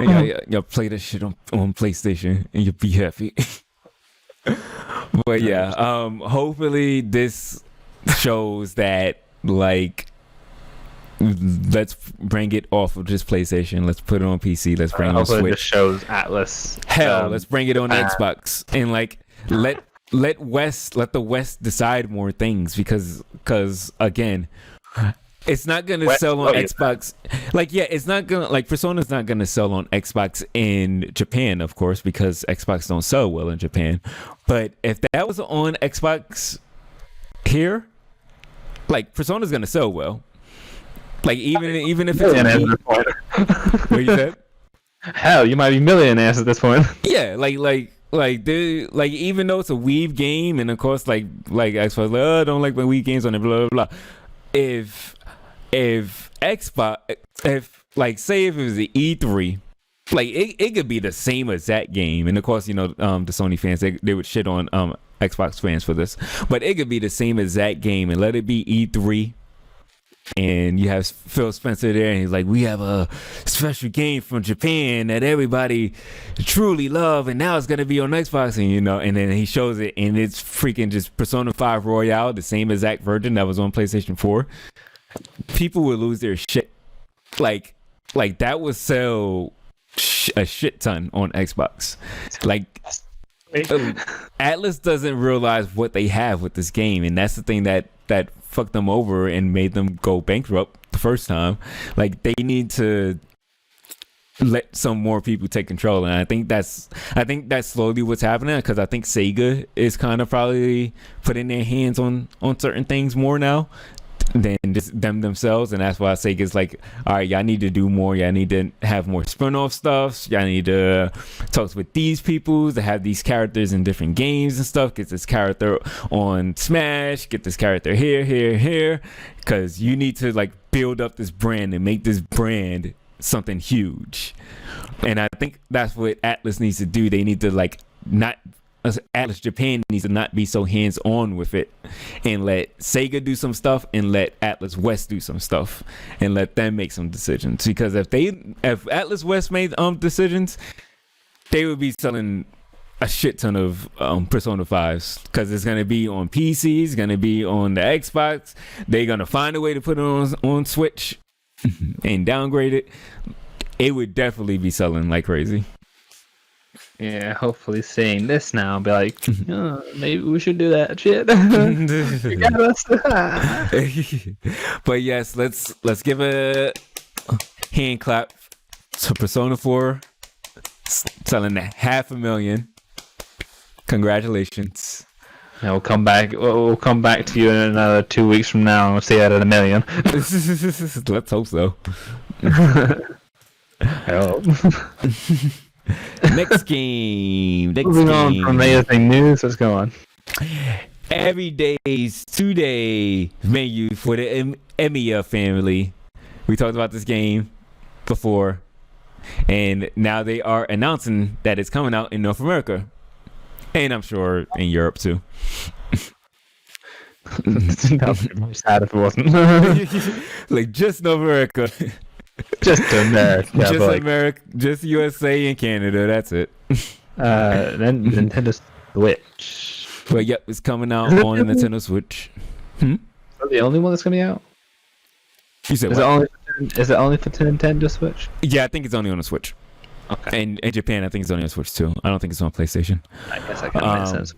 But Anyway, yeah, I'm happy to see this because I was. for more news and updates on an official English website, which is coming soon. So yeah, I hope it's 20. Well, I don't even care if it's 2020 or 2021 right now because we have so much fucking games to go through. So. And it'll probably be sometime in 2020 because I'm sure it's not gonna be much to localize because they're probably not gonna have English VA. It's probably just gonna be text to be localized and that's it. But yeah, fun game. Excited for this. Fun game about cooking. Yes. I thought we were excited about this. Anime cooking. Anime cooking. Totally weebs. All right, let's get into some sad news for a second. Evo is cancelled, guys. I'm very sorry. All right, so some very hefty news, really. a while back. A lot of things happening. Of course, there's a lot of sexual allegations happening from just. Not even recently happening. These are things that's been happening for years now, but people are stepping up and actually talking about it. In a lot of the FGC community, just it's so crazy and weird that like this stuff is happening at a like you feel like at like these type of things it wouldn't be happening at. Like you feel like certain things like FGC, Evo and stuff is so community based.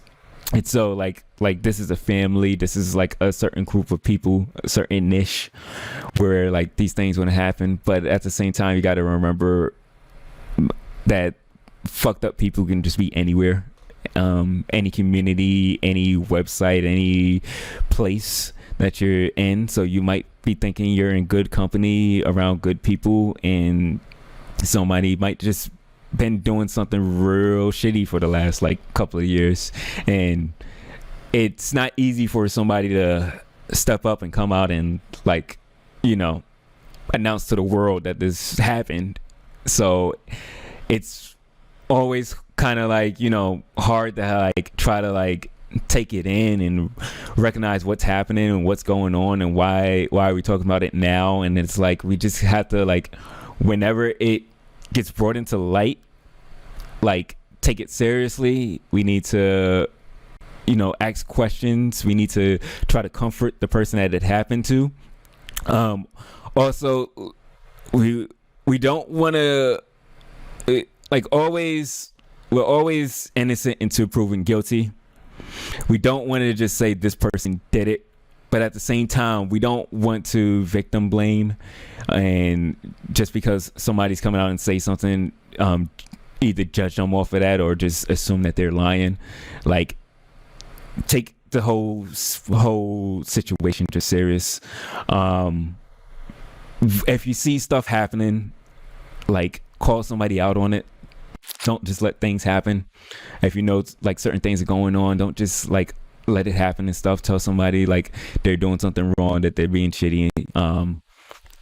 Let them be better human beings, like communicate with each other so we can all be better people and have a happy community so stuff like this doesn't happen.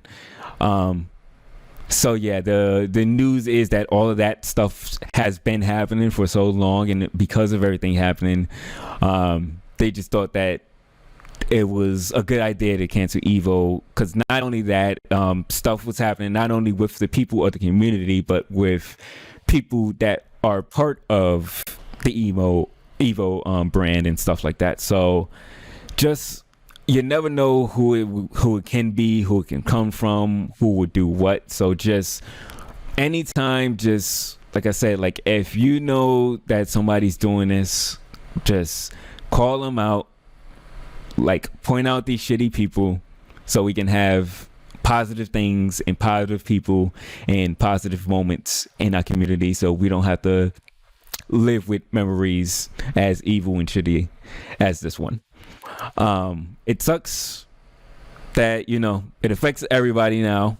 It affects one of the biggest fighting like events happening, because we already have so much shit happening in the world this year, and like, you know, you want some type of happiness, and now like constantly our happiness just keeps getting postponed and taken away. And like, let's let human beings be the reason of that, because we already just have the bad era of 2020 doing it on its own. So let's not have other people causing our shitty moments to happen. Call it the shitty people so we don't have it happen in the future and get the happiness taken away again. Mm-hmm. So, yeah, it's crazy. It's disgusting. For everybody that it's happening, and again, it's not just females either. It's people, because I've seen some stuff where young boys came out and stuff like, don't ridicule guys, because I've been seeing that too, like people ridiculing like oh, if a girl did that to me, like I would like it and blah blah, like I wouldn't be mad about it and blah blah blah. It's like, no, like don't do that. Like, this is really serious like situations, serious allegations. Do not take this as a joke. Like, if anybody is in need of that, like, please help them out. Please call out anybody who's doing stuff like this. Just let everything be happy and positive. So on the break of the bad news of everything, we got maybe some type of positivity coming out of it, because Harada, the creator of Tekken, because of Evo not happening anymore, he kind of questions on his Twitter if he maybe should stream something on Twitch. He didn't come out and say that he will, but he said maybe he should start streaming on Twitch. Question, basically. Yeah. And again, this is translation, so he says, should I start streaming? But I feel like what he's saying is, should he stream like a Tekken event for like what Evo was going to be? Because I feel like he has some announcements to make regarding Tekken. Probably not Tekken 8 or nothing like that, but probably some like DLC and maybe some other news, maybe some Street Fighter X Tekken news, anything like that. But basically, we might be getting some type of news. Harada might come out and either stream it, or it might just be like a blog post or something like that. But I say we probably should be expecting some type of Tekken. Yeah. That's always good. Yeah. And I love Harada. He's like, he's nice. Nice guy. I want him to stream, because I know that would be, even though we probably won't know what the hell's going on, what he's saying, but he is a character, so I know like his streams would be probably one of the most enjoyable streams like we've watched. YouTuber. More news. I don't know what they're saying, but they're cute as hell. So there is a bunch of different companies that are trying to buy the Warner Brothers games division, including Microsoft, Take-Two, EA, Activision. So we might be getting a new Batman, depending on who buys them. I want a Superman game, to be honest, or a good Superman game. Or Superman, yeah. Because like, they're supposed to be working on a Superman game, but then I can't remember. I think the company they were working with was like, nah, no. Superman game is just so hard, though. It's so hard to. Yeah, the last Superman game, the last Superman games, to say, were kind of trash. Because it's hard to create that as a character of like, because if you start out as Superman, I have the whole moveset, and I'm the strongest person in the game. I guess it's not Superman then. I don't know, just like some other character from the DC universe, like the Green Arrow or whatever. No, we could do some type of Justice League type. Justice League kind of game. Yeah. Let's beat Marvel Avengers at their own game. Have our own game, Justice League. Yeah, like at this point, Marvel has the movies. They're kind of on the games, other than Spider-Man. So what you need to do, WB, you have a good track record with video games with these Batman games. So you need to try to be like, well, they got the movies, we got the good games. So they need to come out with a Justice League game and make that shit 10 times better than the Marvel Avengers game that's coming out. Yeah, but I mean, like Marvel got lucky with Spider-Man because of Insomniac. Yeah. But yeah, that's the only lucky thing I got. I feel like they're a little slipping with that with Square on the Avengers one. So Yeah, they are. I said WB, they need to step their game up, put their foot up, and be like, we are the superhero video game creators. Because that's the only way they're gonna win. Because they ain't winning the movies. No. All right, so during this week there was a Nintendo Direct. What? So I was gonna follow up and go. The only movie they've kind of won with me was like fucking Wonder Woman. And even that wasn't the best critically acclaimed. No. I mean, in my opinion, that was the only one I liked. Really, I liked the. I know it's supposed to be a second one, but this whole thing came down. I like Man of Steel. Yeah. Yeah, Man of Steel was good. And that's supposed to be a one. Of course, the Batman movies, they were good. Yeah, Batman movies were good. Yeah, but just none of these were just Marvel level. Mind-blowing. Yeah. Mm-hmm. So, the past week there was a Nintendo Treehouse, not a Nintendo Direct. Let me get that straight. A Nintendo Treehouse showing off a bunch of stuff for the new Paper Mario that's coming out on the same day that Ghost of Tsushima is coming out, which is risky. Oh boy. But they also, not only that, there was also a tease from Way Forward saying they're going to tease a brand new game. And everybody was excited because for one, we don't have shit by Nintendo because we're like, where's your directs? Yeah, I didn't have a direct in months. Besides that many directs you had back in February, which were just like smaller stuff. But we don't have a big direct. It's E3 time. There's no big games on the horizon other than Paper Mario, which is coming out this week on Friday, and then after that, there's nothing to really look forward to. So all the Nintendo fans was clamoring for something. And we got a Treehouse talk about Paper Mario, and Way Forward came out and saying that they was gonna announce something. So everybody's excited. It's like, of course, people who don't really know what Way Forward is and they just saw Nintendo, of course, they already have their expectations set high, and they're like, I wonder if they're gonna show Breath of the Wild too. And it's like, Way Forward doesn't make Breath of the Wild, so why would they show that?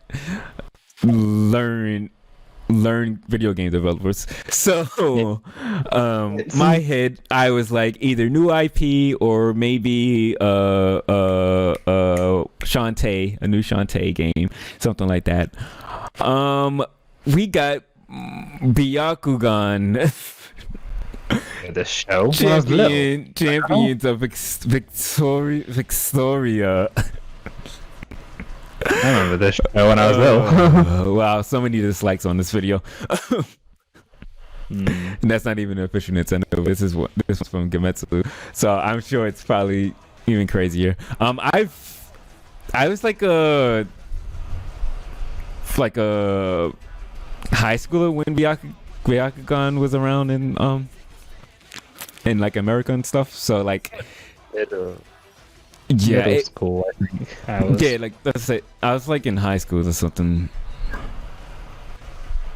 So I never watched it. It was never like a thing for me. Like it wasn't Pokemon, Digimon, Beyblade, Yu-Gi-Oh time period for me. So I know nothing about this at all. I know the name, and that's it. What is that? This game does not look the best. No, the game doesn't look good. Game. It is a random game to just pick. especially in Warner Brothers. Look at them. Yeah. Look at the decisions they're making. This is why he need like Microsoft someone to buy them. but yeah, Way Forward and Warner Brothers got together to make a Byakugan game. Then that was their big hype moment. So again, like we said about the Pokemon thing, stop hyping up things that you know it's not gonna be hype. Because you deserve all those things. You deserve all of this. Like I'm looking at the Treehouse, the gameplay video for the Treehouse. 2.4 thousand likes, 6.5 thousand dislikes. Oh my god. Yeah, it's like a mobile game, bro. You deserve that. you deserve all of that. Yeah, Nintendo, there it is. July 2020. Oh my fucking god. I'll add to that, hold on. 6.5. You said I'll add something. Add your one.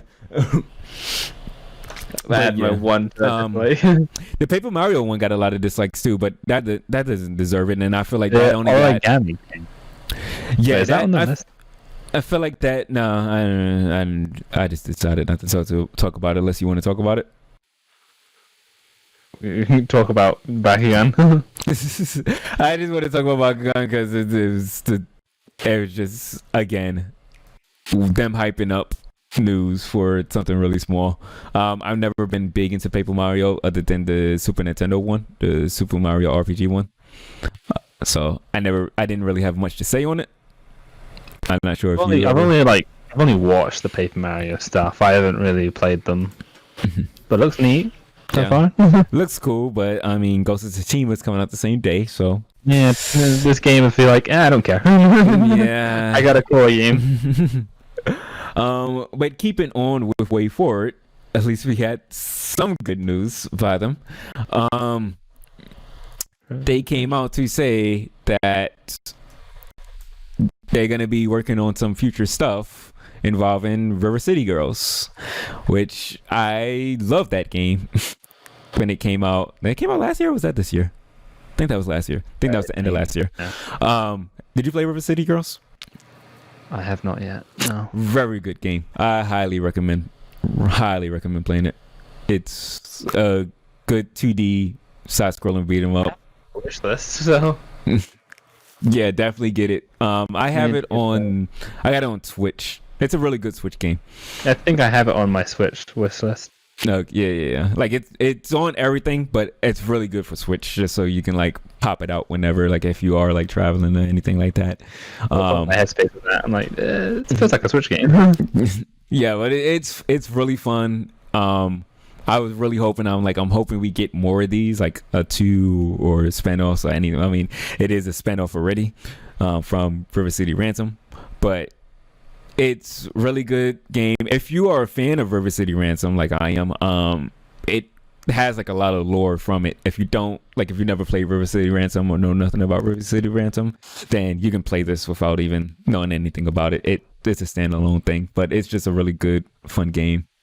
So I'm glad to see that they're still working on that. Gives me a reason to remember this game and then get back into it. Yes, definitely get back into that. Definitely have that be a stream. I will, don't worry. Now that I've got all this shit set up with my Switch and PlayStation, I can finally do that. And it's a 2-player game too, so if you ever wanna definitely. Well, it's 2-player. I think it's 2-player online. I don't know if it's 2-player online or just couch co-op. I'm not sure. I can't remember. But that's not fun. I wanted to press whoops. Next up, Sakuna of Rice in Ruin. This is a game that's been on my radar for like a year and a half now, and it still hasn't come out yet. But they did just announce that the physical editions are coming out for North America, and again, I'm assuming Europe too. For both PlayStation 4 and Switch, physical editions looking pretty nice. That box. This game is basically like a pseudo. It's like a farming simulator type game, but also a side-scrolling action game. So it's kind of like what's the big farming game that everybody likes? Just to interrupt, it's local co-op only, unfortunately. So okay. if we ever wanted to play online co-op, we'll probably have to do through Parsec. Yeah, we have to do Parsec and then get it on PC. Yeah. Anyway, go on. But yeah, it's talking about Rice and Ruin. It's a farming simulator / side-scrolling action game. I don't know if they have a video. Yeah, they don't have no video, but there's trailers and stuff out for it. It's like you do the side-scrolling stuff. You're killing monsters and stuff, so you can like get your items and crops and stuff like that. And then after you go out killing monsters and stuff, you bring that stuff back, and then you start doing like the farming stuff, kind of like Stardew Valley, where you have like some action stuff in it too, but it's farming at the same time. But this, I like I really love the art style. And are you looking at trailers? Oh, nice. Yeah, I'm looking at some screenshots right now from the page. But yeah, it's a really, really nice game. It's been in development for a long time. Like, I think it was like 2017 or something. That's probably when I first heard of this. Maybe 18. But yeah, so hopefully this means that it's coming out soon, because I don't think there is a date on this still. The trailer was a year ago. Yeah, it says throughout 2020, so hopefully it comes out this year. The standard edition will be $40 and the Divine edition will be $60. This looks like something I would probably spend $60 on, just so I can have that really nice looking box set and stuff. I know these extra things. It's a game I want on Switch, but at the same time, I don't usually do physical Switch games. But I might. I don't know. Either that or get on PlayStation 4.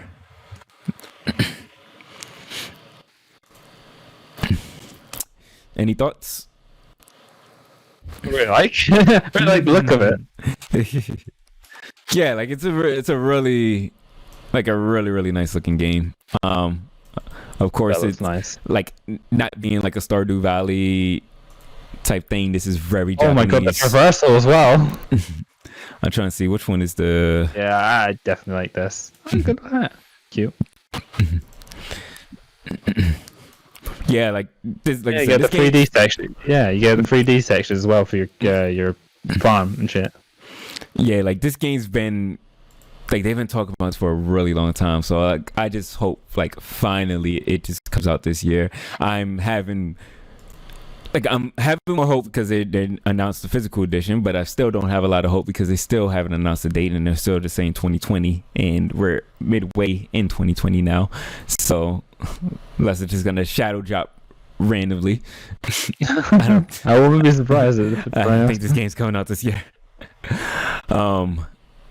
But yeah, if my YouTube wants to work, which it doesn't want to work properly. Super hot. Next up, Super Hot. Mind Control Delete. Have you played Super Hot before? The third game in the series. Yeah. The Super Hot and Super Hot VR one. VR, which had a completely different story as well. Yeah, it had more different stuff.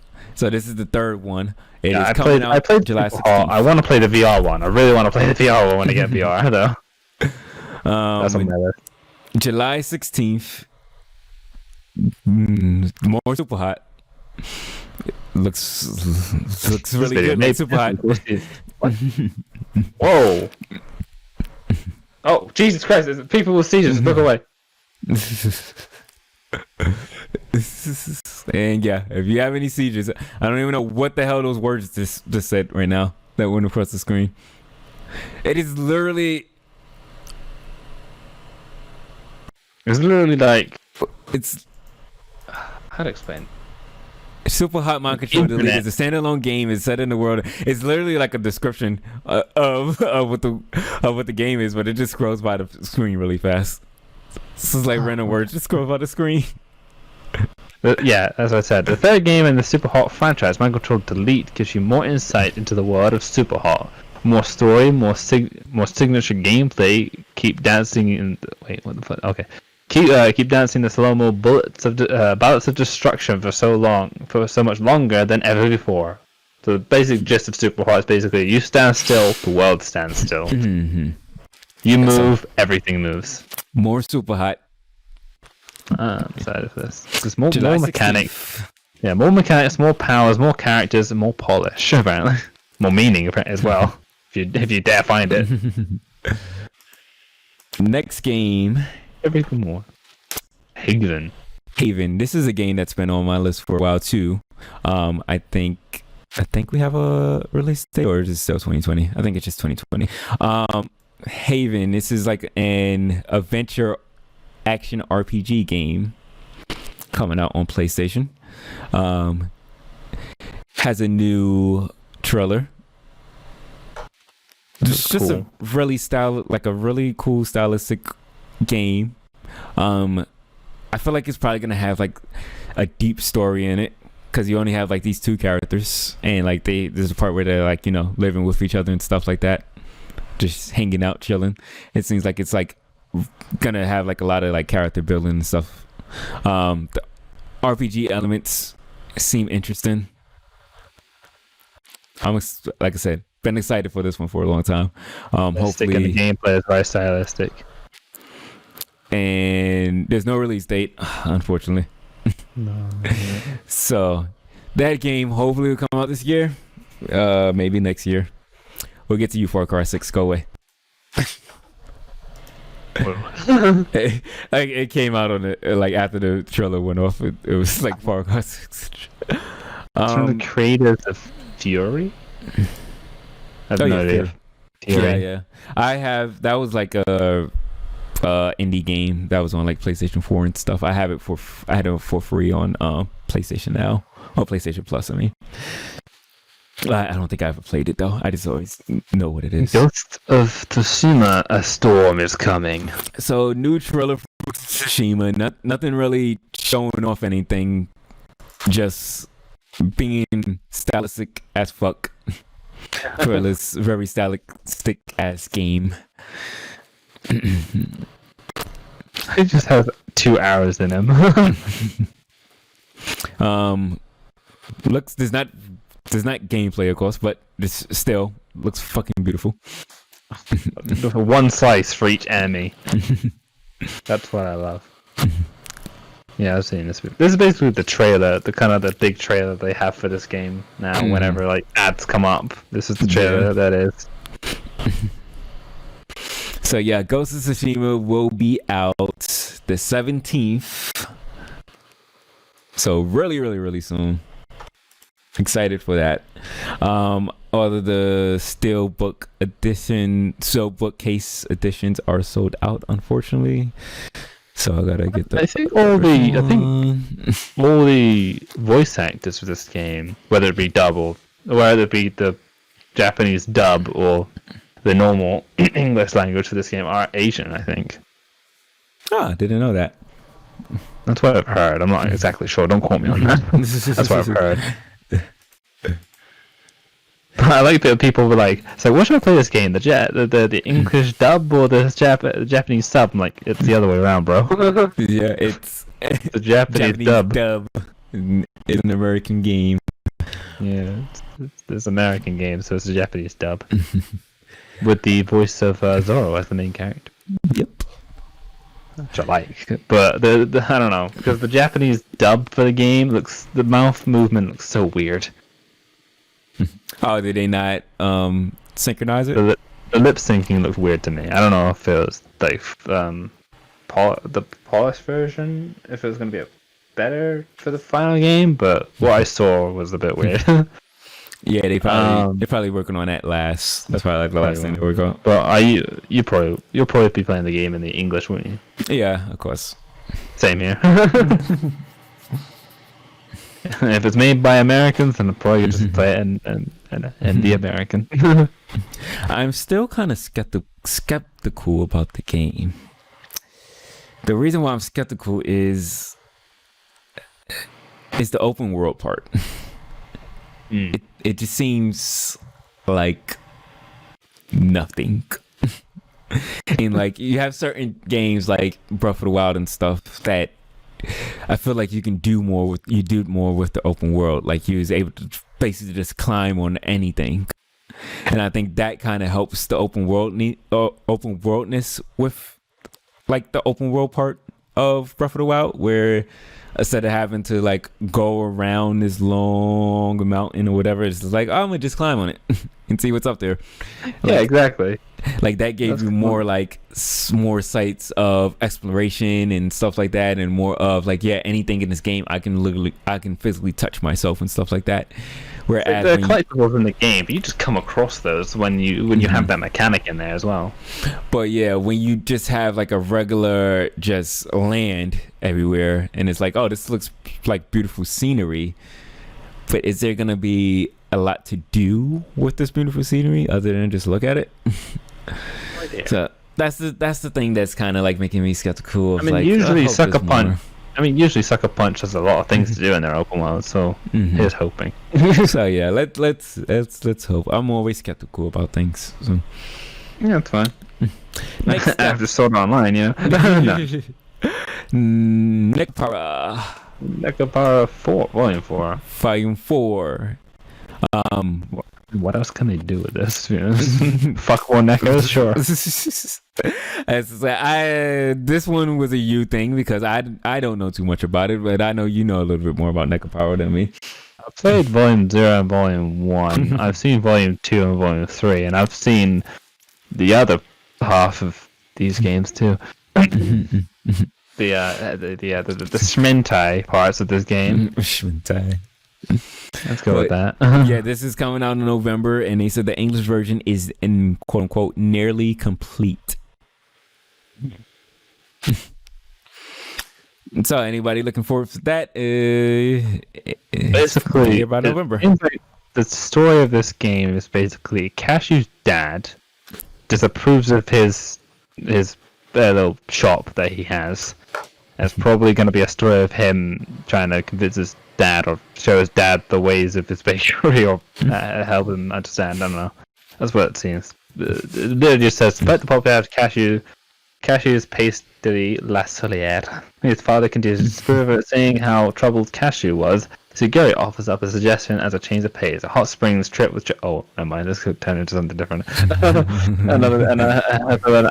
cat panion. So the zucchini and coconut arrangement. Cashew is determined to confront his father, while Maple and Cinnamon suggest a trip to France to seek advice from the teacher who taught him his craft. Okay, I don't know anymore. Well, I guess I got the basis of the story, but Jesus Christ, where's it going? You said a lot of words, and I just went completely zoned out. You know, and I'm just like, what the hell is this right now? Surreal will maybe like this.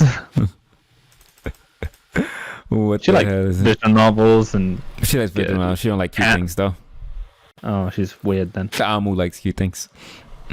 Why does she not like cute things? She likes bloody things and gore. Well, I mean, the Shmentai parts are pretty bloody. I guess Ammo maybe would like this because it has a Japanese text, I think. We'll ask her about it if she's ever played other ones. She probably has at least played one of them. Has. And she probably has delved into the Shmentai as well. Next, anyway. D4DJ Groovy Mix. Because that sounds Japanese as fuck. English version is coming on the way. Now, I've never heard about this until I seen this. But it is basically a DJ-esque game. It's a rhythm game. Where you control characters of different DJ, anime, waifu DJs. Looks cool, and it's coming out in the fall time on mobile. It's basically that game you played before. What was it called? Which one? The one that had all the anime songs on it, and it was like this basically. Oh, you talk about what you call it? Mix DJ. Was it DJ Max? DJ Max Mix. DJ Max. DJ Max. Yeah. Yeah, it's like that, but it's it's like that, but it's kind of like it's like that mixed with Bang Dream that I've been playing on mobile. because you have like the anime waifu girls there and stuff like that. And I think that's probably going to be like the gotcha part of the game and stuff like that. Like get more anime waifu girls to show up so you can do better. Yeah. My YouTube is going to shit and I don't know why. Does this have anime songs or does it have its own selection of songs? I think it has its own songs. Oh, fuck, it's only Japanese, I don't know. I'm getting it seems like it has stuff from Bang Dream. I like the songs though, I admit. The song that's going on here that I'll probably get fucking DMC'd for. It seems like it has some stuff from Bang Dream, and I know Bang Dream, they had some anime songs because they did covers of them for like certain like anime OPs and Persona songs and stuff like that. So I'm not sure and what like legal rights and stuff they have with it. But either way, I like rhythm games. I like anime waifus, so that's gonna be something I'll check out. So that's part of the game. They can't really take you down for that. I think it's also only affects clips as well. So, I think they might be able to take you down still, if it's part of the game. Stupid, and that needs to be fixed. I think that is. I think you just can't play certain songs from that game if you're gonna stream the game. What's the point? Yeah, I think they can still get you for it, but I'm not 100% sure about it.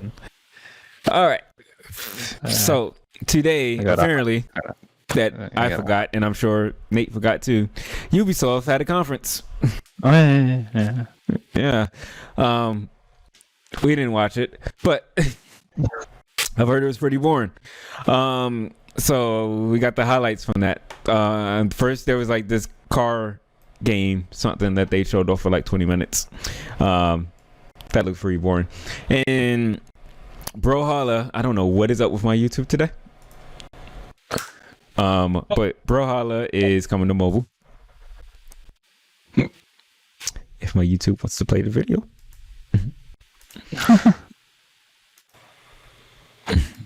But yeah, I never played Brawlhalla. I heard good things. Neither have I. I keep seeing a friend play it, and I was like interested in what it was. I was like, oh, it's this. It's like a Smash clone, but it's like a 2D Smash clone, and it has a little bit more like customization and stuff than Smash does within the characters. But yeah, I've heard a lot of good things about it, so now it's coming on mobile. I might give it a try. Has Finn and Jake, the fuck? For Adventure Time? That's the weirdest shit I've seen all day. That's coming out August 6th. Neato. For all the mobile lovers. Not me. But yeah, Hyperscape. That's cool. Hyperscape. Now, they showed this game off. If you go to the very top of the thing, I actually posted that a couple of days ago.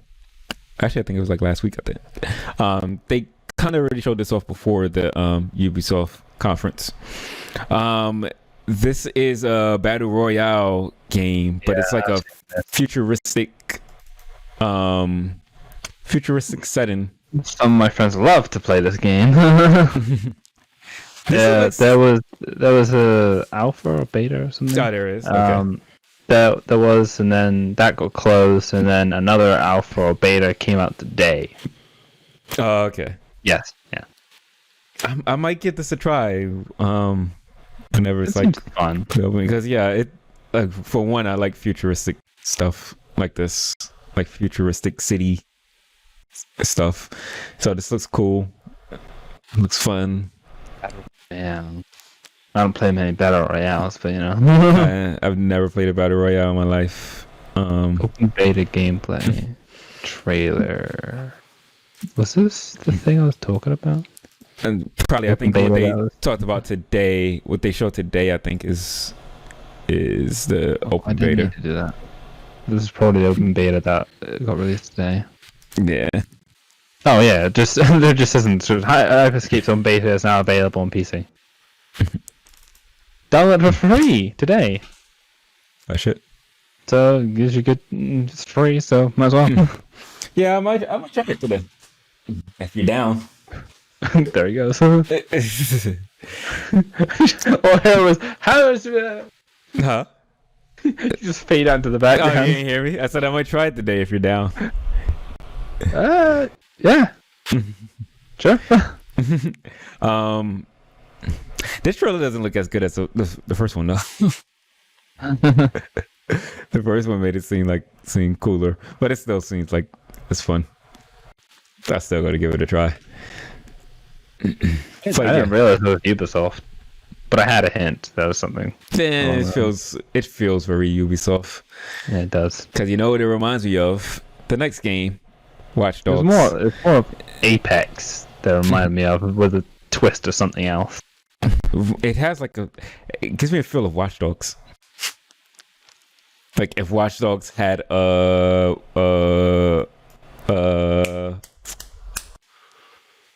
Royale. But I don't know who. I guess so, yeah. And it was in first person too. Which one do I go for? But new Watch Dog trailers from the Ubisoft events. It's Watch Dogs Legion. Wasn't it supposed to come out? It was, but I guess it Did it ain't get yet. delayed? Did it? I feel like it was supposed to come out. I know they showed it last year, like in detail, like with gameplay and everything. Watch Dogs. Because this is the one where you play as a bunch of different people, and like you recruit people to your team and stuff like that. And then like they can die and stuff, and then you just have to keep playing with the other players. It was initially scheduled for release on March 6th, 2020, but was delayed Okay. until Ubisoft's 2021 fiasco by October 9th, 20. What? Yeah, it was delayed basically. The ending of that. Okay. Well, this first trailer is not. I don't know if this is in-game stuff. It just looks like cutscene stuff. In-game. It's not too. Not really showing too much. October 29th, 2020 is when it's coming out. It says Xbox. But this is coming out. Yeah, okay. That's what I was like. I know it's not just coming out on Xbox. Yeah, it's coming out on everything. A new Watch Dogs game, or is this just basically online Watch Dogs? The game. So it's a new Watch Dogs game, but you play as multiple characters. So you recruit.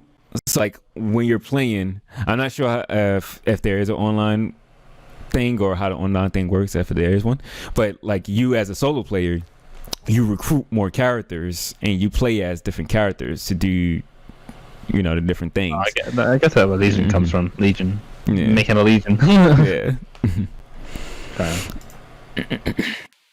This all seems in like real life stuff that they did for the game. Yeah, I'm watching the gameplay trailer now. That one is more game. I would hope so. More interesting.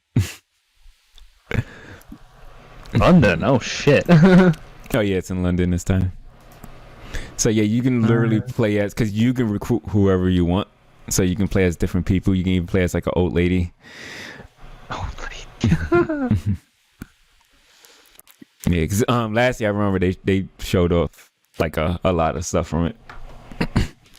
Like this one actually, like I've always been interested in Watch Dogs, but it's just never really hit me to want to like go and play it. I think this one might be the one where I'm like, all right, I'm gonna try this one out. Because the first one seemed cool, but then I heard like a lot of bad stuff about how the character's boring and stuff like that. The second one seemed fine, but then like I know like you don't do a lot of action. I mean, I know you have the choice to do action if you want to, but I don't know. It just something with it just didn't 100% grab me. This one is kind of like leading more to what I might like.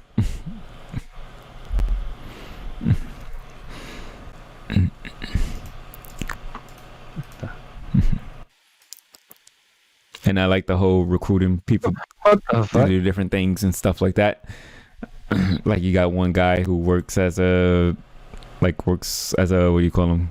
I'll say construction worker. Yeah, construction worker. That's what he is. Construction worker. So he can do things with that. One girl's using gadgets. So she can use drones and stuff. So you can control drones and stuff with her. This guy works in like the military, I guess. So they can get through like the police office and stuff without getting caught.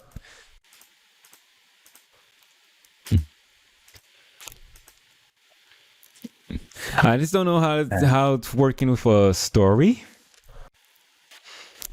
If you have one main character, but then you're just recruiting all these different people. Because so far I haven't seen. Probably start with a main character, probably, and then pick whoever you want after that. Mm-hmm. But like just now though, like looking at this stuff, like I haven't it's either that or you have like either that you have like a starting screen with like some characters you can choose from. Start with. Yeah. I always like think of like how ambitious that is. Like if you're gonna have a whole bunch of different characters, are you gonna have multiple stories and stuff like that? Different stories. I thought I said Nicolas Cage. I was like, that looks nothing like that. Guy has a fucking construction drone to come in on, and a fucking nail gun. That's amazing. Who thinks of that? So, and that's gonna be the cool thing, kind of like a Cyberpunk, where how you play the game might be different than how somebody else played the game, because you might be the construction guy doing this, whereas on this part I'm the gadget girl messing with the drones and stuff like that. So, this looks pretty cool. Oh, spider, that is. Oh, he's dead. No mind. That guy's dead from the spider. So you can take it either stealthily or you can just go and balls to the wall. Yeah, so it's like the other Watch Dogs. Like I can't remember how one is, but I know in 2 that's it's kind of like that's kind of like a thing with all Ubisoft games, really. Well, that's like all modern games anyway. Is that too? But do you want to stealth or just go and shoot? Doesn't force you. What in the hell? Probably depending on the character, though. Like you probably yeah. It probably wouldn't that's be. That's probably what they're going with. Like each character has their like little stick. All right. Next up, to say the least. Oh yeah, Assassin's Creed Valhalla. Assassin's Creed. I was gonna say, do you have any thoughts on Watch Dogs Legion before we move on to Assassin's? Well, looking at that's interested me more than anything else I've seen on the game. I played 1, and didn't really take a liking to it. I haven't played 2 yet, but I might give Legion a go because that was interesting. Yeah, the different. Look at if I don't know if you've seen it or you just don't remember it. Look at the trailer from E3 last year because that was a really good trailer. Okay, I'll probably look that up. But they have gameplay now for this game, Valhalla. Oh my gosh, way more than we got last time. Yeah, actual gameplay. During the stream, I saw like after the stream was over, they were showing like gameplay. Like somebody was actually like physically playing the game, rather than just a gameplay trailer. This is for combat, stealth, exploration, legendary animal. Gameplay didn't seem very Assassin's Creed like. Isn't that a good thing? It's not the same thing. Well, I can't really judge because I'm not the biggest Assassin's Creed fan. It's basically going from fucking what's the last one before? What was the last one before Origins? There's Odyssey, Origins, Black Flag. No, there's way more after Black Flag. Was it Unity? Was the last one? I think it was Unity. And then it was Origins. I'm not sure. I think if I'm wrong, I'm wrong. But it was a while before another Assassin's Creed game came out, and then they showed Origins, and it was way different from any other Assassin's Creed games. So they might because like it went Origins and then Odyssey came out, and Odyssey was absolutely crap. I don't think many people like that one, so I think they're trying to take it. Oh, Syndicate. Oh yeah, I like Syndicate though. I like Syndicate. I think Syndicate was the one that people were like, that was the one that they wanted to break from because they kept bringing out one every year, and then that's when they took a break, and then Origins came out. Origins came out, everyone loved that, and then Odyssey was kind of like the same thing, but no one really, they didn't really like that one. So I think they're trying to take another step back and seeing what they can do new, and what they can innovate from this. It doesn't interest me though.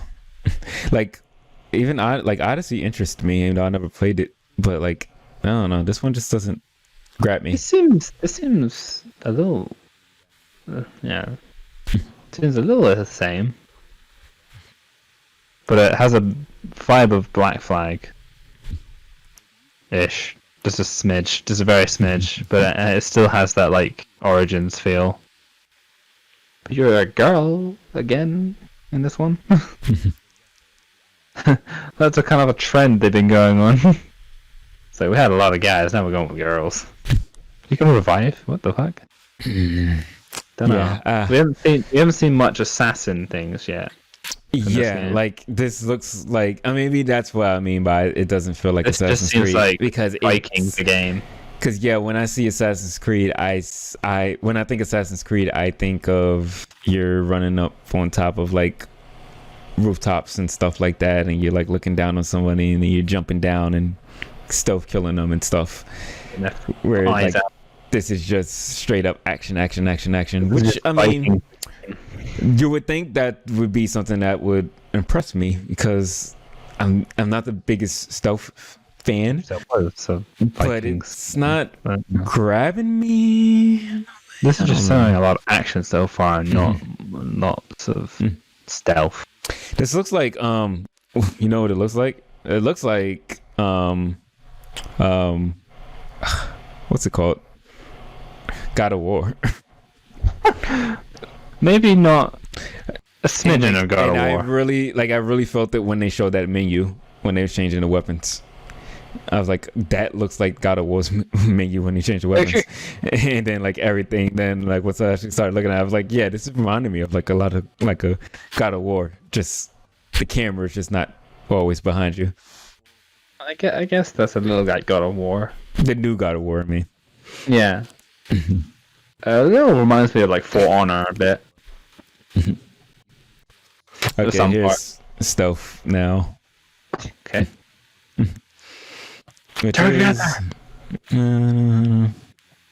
Visual combat stealth. Okay, I'm gonna switch to that. What?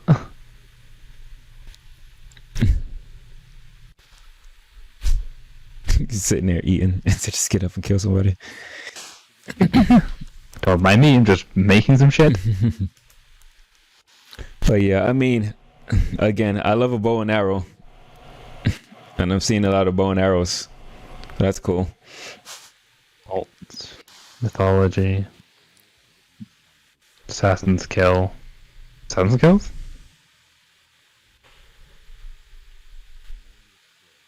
Yeah, okay. But yeah, I'm not getting nothing out of this right now. Scan through. Yeah, it's not a me game. I know there's people who hype for it. I know there's people excited for it. There's a lot of dislikes on this video. But not something for me. I just never been an AC fan. And before we leave out of the Ubisoft thing, I didn't post the trailer for Far Cry. So let's talk about Far Cry. Far Cry 6. Now, I never played Far Cry ever in my life, but I've always liked how this is a leak I saw. Okay. This is a leak I saw. Yeah. I always like how they like put the main enemy front and center. Like that is the main character of this like game, this series is always like the bad guy. Who the bad guy is. And he's not a bad guy after all. I like the running gag that they're not really bad guys. And this one's interesting because now it's like a young girl with the guy. And of course, And it's like he's teaching her.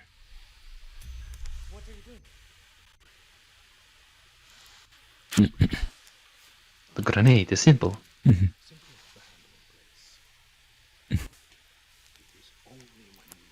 Let go. And the pin, he just pulls that out and leaves her. Oh, he did pull it out. Never mind. Yeah. Because the grenade won't it won't explode as long as... I know it won't explode as long as the thing is in. Now, they will also use screams. So it's just a teaser. No gameplay, but yeah. What is that lighter? The fuck? Clutch. Oh, weird, huh? I wonder how this is gonna play out then. So I wonder if it's gonna be like he's gonna be the bad guy. Like Teaching, yeah. He's probably start off teaching her shit, and then she's gonna realize some things about him, and then go off on her own. I feel like he's gonna be the bad guy, and like you're gonna be whoever you are. He's gonna be the bad guy, and like throughout the game, like whenever, like you're gonna be like hearing him teach, like you'll probably be like hiding somewhere or something, and then like they'll be like in an area, and you'll hear him like, all right, so what you need to do is take the gun off the safety and you just aim it and blah, blah. Like he'll teach her how to like kill people and stuff like that. Eventually in the story you're gonna kill him, and then once you kill him she's gonna be mad, and then she's gonna be the new bad guy for the rest of the game. That's what I get. But anything can happen. Yeah. All right, so yep, that's all for the Ubisoft thing. It's got a whole lot of dislikes. Obviously, it was very boring. As always with Ubisoft conferences, I never liked Ubisoft or EA's stuff. I always just feel like they're always the filler E3 things. There just to be there, and then we can get to like one or two games that we probably liked from it. It was like, oh, that looks cool, and then but never really play it. Basically. All I think right. the only Far Cry game I haven't played is Primal. I heard good things about Far Cry. I just, it's never been a me game. My favorite is still 3. That's like 4 is just the same as 3, and then 5 it had a cool concept, but in the end it didn't really pull me as much. I just like the concept of 3 being on the island, and then like the concept of Vass being a fucking psychopath. That's it. 3, that was the one with the guy, like he was like crazy guy, and he had like face paint and stuff. Do you know the definition of insanity? Yeah, I remember that now. That guy. He was my favorite villain ever. Anyway, moving on. Series X, right? So next up, the Xbox Games Showcase is at July 23. I'm not sure why they're not calling it the Series X Showcase, what they're calling the Xbox Games. So we might be getting some Xbox One games there, maybe. I don't know. That seems like that's something that they shouldn't do. But this is basically, for all intents and purposes, this is the Series X Showcase. The same thing that PlayStation 5 had last month. So this is theirs, showing off their first party games, which I have no idea what's besides Halo and Forza. And it just came out. Gears just came out not too long ago, so they're probably going to show that, just saying that they're bringing the new Gears over to Series X. To Series X. But besides those, I don't really know any exciting first party Xbox games. Yes, more for them to surprise us with then. Yeah. July 23rd at 9 a.m. PT. Yeah, it's really early in the morning. PT. Oh boy. So yeah, that's noon my time, and I'm gonna be at work that day. So yeah. So I will catch that after it comes Later. on. I'm not, for me personally, I'm not hyped for it. I know Xbox usually shows like that 1 or 2 Weeb games, but usually that's third party, and they already did that with Scarlet Nexus at their third party showcase. So I don't think they have anything big that's first party. Weeb games be like, we don't know what an Xbox is. So we will see. Hopefully they show the price, so Sony can finally show their price. So And if they don't show their price here, Sony's having an event in August, and hopefully by August, Sony will show theirs. So hopefully these are the times where we show the price. So one of them's got to show a price before they drop something. So yeah, just show the price. I only watch the Xbox thing just so I can see what I want to get on PC. Cause yeah. But yeah, let's see the Xbox games that I can also get on PC. Also, they're probably gonna show the Series X, the Series S, which is codename Lockhart, which is basically the digital only version of the Series X. Well, those are the rumors. The rumors, because there's rumors about another Xbox system, and it's codename Lockhart. And there's rumors either it'll be a smaller, it's a cheaper SKU. That's what we know. So it might be a digital only, or just have less of the whatever specs, like a slimmed down version or something. But it's most likely probably just the digital only version. That's probably what it is, most likely. Right. So if PlayStation is doing that, probably Xbox will be like, yeah, we want a piece of the pie too. Yeah, and that's. We heard the rumors about that from Xbox way before anybody knew about Sony doing it. So like if they show it off, it's like, oh yeah, we knew about this, and then it's not gonna be a surprise because PlayStation just did it too. So they kind of did it twice. Like it would have been cool if Xbox got it first, but we'll see. And the biggest thing is still, oh my god, they're doing digital stuff now? What will PlayStation do? But now PlayStation's like, yeah, we beat you to the punch, bitch. So, and I mean, I guess technically Xbox did start it because they had the Xbox One SAD version. So, which was digital only. But yeah, not too excited for it, but we'll see what comes out of it. Hopefully something good comes out of it. Oh, PS5 box. Oh, wait, that's such a weird box art. So we got some, not leaks. They officially put these out. Box arts for Spider-Man Miles Morales. Yeah, that makes sense because the PlayStation 5 is white, isn't it? I would say this though. They should have made the case blue white instead of blue. I think that would have. I think that would have went better. I don't know exactly white, but maybe a different color. Clear. It could have been clear. Yeah, I'd say clear. Because white would look a little weird. So the PlayStation 4 is all blue. It has the blue label, and then the blue label with the blue case, and that fits well. And I think that's the thing that kind of throws off the PlayStation 5 because you got the white label with the same blue case. So it kind of throws it off just a bit. I think they should have made clear instead of doing blue. Maybe they just couldn't be able to make new cases. And yeah, it basically just looked like they just kept the same cases. And it was like, well, we got all these blank cases here, white there. And they're like, we don't give a fuck about physical copies anyway because we got the digital version. And soon we're going to get rid of all this shit anyway. Fucking clean though. Clean. So, and then also it's like, well, I do want a nice looking case, especially if going to our last story, if PlayStation 5 games are now going to cost $70. My wallet. So, news story, this is from Polygon. So they released the price for NBA 2K21, and of course it's current and next gen. So you have the current gen for the PlayStation 4 and Xbox, which are $59.99. But then they released the price for the PlayStation 5 and Series X versions, which was $69.99. And it's not a special edition. There's no extra thing, no upgrades, nothing. It is just the PlayStation 5 and Series X version, and it's for $70. 50 to £60 here, I think. Mm-hmm. So it's just $10 more than what you usually pay for original price. Well, 10 more pounds. I'm sorry. I can't. Some games are here at 50, I think, already.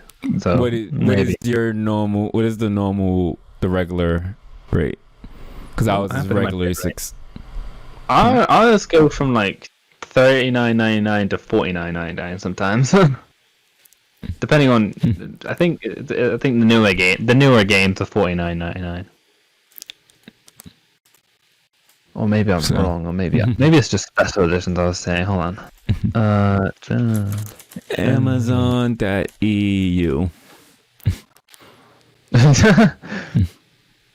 I guess that's not the real Amazon page. Amazon game right. Oh, it's UK.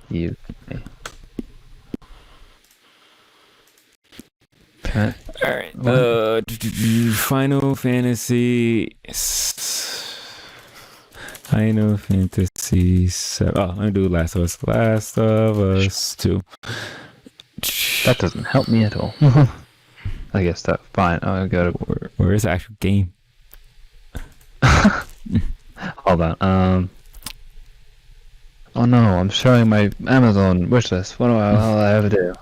Final Fan. Ghost of Tsushima is $49.99. Yeah, so I guess I work. So yeah, so sure. The games would be $59. Yeah, so it'll be $59.99. Yeah. Cause I see here like Final Fantasy 7 remake is $50. So I was right. Yeah. So if I typed in NBA 2K. I typed in NBA 2K21. The PlayStation 5 it costs $64.99 for you. Okay. For PlayStation 5 version. About the same-ish price-ish. Yeah. And then the PlayStation 4 version is $59.99. A lot of money, man. Yeah. So I'm because I feel like I've seen something. I think it was Scarlet Nexus. I think it's on Amazon already. Nexus for the PlayStation 5. NBA 2K21 Mamba Forever edition is $100. Jeez. That doesn't surprise me. Of course, they're gonna make the Kobe one super. Is intended as a tribute to the memory of Kobe Bryant. So Scarlet Nexus for PlayStation 5 in America is $60, which is the same price for the PlayStation 4 version and Xbox One version, which is $60. So that's the thing that throws me off, because it's like, so there's some games that's still $60, and then you have like 2K, which is saying that it's $70, and this might be just a 2K thing. And that's what I'm gonna take it as. I'm gonna say that it's just a 2K thing, and most games will still be $60. But we will see. But yeah, if that is the case, that will be super shitty. And I definitely want my physicals then. Like, I don't want to. Because like the new Sword Art Online game here is like £40. Yeah, it's $60 here. Yeah.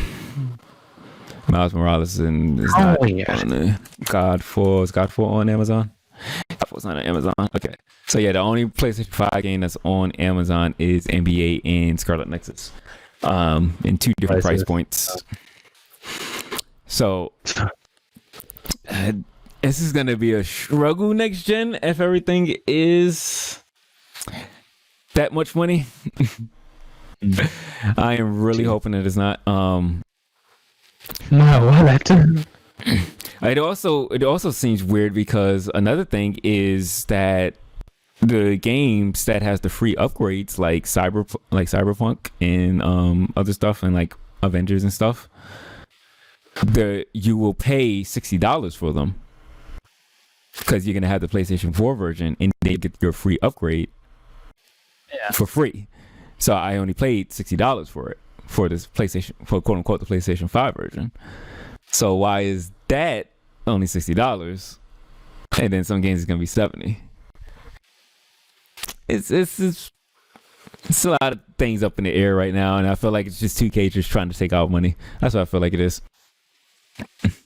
Publishers are free to set their own pricing and aren't required to implement a free upgrade for cross-gen games. But full-priced video games have cost $60 since 2005 when the Xbox 360 kicked off their 7th generation of consoles. There was no intense increase when the PS4 and Xbox One distribute in 2013, but NBA 2K21's pricing is the full indication that we could see one PS5 and Xbox Series X. I mean, we've had a couple. I don't know. I don't know what to think about that. We believe they reached out comment from 2K's game spokesperson. We believe our suggested retail price for NBA 2K21 on next generation platforms fairly represents the value of what's being offered, power, speed, and technology that is only possible on new hardware. While we are confident that NBA 2K21 will be a monumental leap for the franchise and a standout visual showcase on next generation consoles, we recognize that it's our responsibility to prove this value to our fans in NBA 2K21. This looks like it is a 2K thing. Yeah, I believe so. That looks like it's a 2K thing, saying like technology. Look at all the sweat. Well, it's on next gen, and we got more sweat on next gen, so here's pay us $10 more for it. Like that's what that looks like. It is like they feel like it should be worth more. I think it's probably It's probably a company to company basis of what we're gonna see. Yeah, and it seems like a lot of this next gen is gonna be a lot on, instead of Sony and Microsoft telling everybody what the norm is, and it's gonna be more of like, hey, y'all do what y'all feel y'all want, because we're good over here. We're making money either way. We have the money over here. Because especially like with that, like with the price thing, especially with the whole like saying like the games can run up to 4K 60, but that's if the developer does it. So that's on the developer. So we're not telling them that they have to make the games be 4K 60. That's if the developer wants the game to run at 4K 60. If they don't, then they don't. And then that's not our problem. And so it seems like they're doing a whole lot of let the devs for that part, the publishers for that part, do what they want. As long as we still get our money, we don't care. So let's hope that all these games are still $60, because I ain't trying to pay $70 for all these games. We can only have a bone again. Especially once we find out whatever that price is, because let's hope the price is not $600-$700. Jeez. Oh, Jesus. We're not gonna have any money by the end of this year. Yeah, I can't deny that. Because I am getting it this year. And I'm getting a new monitor. How many monitors do you have? I got one, but I'm getting a 4K HDR. You have one. Wait, what? I thought you had two. I have two screens. I have one monitor. I have a second screen because I have a laptop. Oh, okay, that makes sense. Yeah. But I'm getting another monitor because I want 4K HDR. So the minute I boot my PlayStation 5, it just looks like I'm in freaking heaven. Hopefully I get to do that at that time. Looks like Jesus just squirted all over my screen. PlayStation 5. Anyway. But yep, that is everything. That is all the news for this week. Next week, we will be talking about whatever Xbox shows for their conference thing. I don't think there's anything else. Oh, Ghost of Tsushima. We'll be talking about that because that's going to be out by the end of this week right now. I don't know if there's any other games coming out. More talk on SAO, hopefully. Yeah, I'm gonna keep playing SAO. I'm not giving up on it. I just Burn out. So It's burn out for a yeah, let's hope chapter 2 puts me in a better mood. More Persona 4 talk, of course, because I know you're gonna be going through that. So yeah. Well, yeah. Games to go through. So we got, which I don't mind, to be honest. what else? Game. You say Persona 4 and what else? I got Persona 5 as well, still going through. Oh yeah, you do gotta go Persona 5. Yeah. I can handle a lot of games, don't worry. I mean, it's a different game for each day. It doesn't buy me. And hopefully more anime talk. I'm not gonna have as much free time as I did this week to just watch a shit ton of anime like I did. Hopefully I can get past Ed Ride by the time we next podcast. Got all the stuff that I've watched. I'll come back and tell you about Air Ride. Like, I finished it. That's a bitch. I finished the fucking anime. It wasn't that great. Just drop it. Well, yeah, that's all for this week. You can catch me, DarkNerdShawny, on twitch.tv/DarkNerdShawny, on YouTube, DarkNerdShawny, Twitter, at ShawnyBoyMusic. All that. Where can they catch you, Nate? You can catch me on Twitch, NatePlays. Catch me on Twitter, NatePlays, 2 S's at the end, because some bastard took my name. And on YouTube, NatePlays again. That's it. That's it. And like always, we love y'all. Double deuces. We out.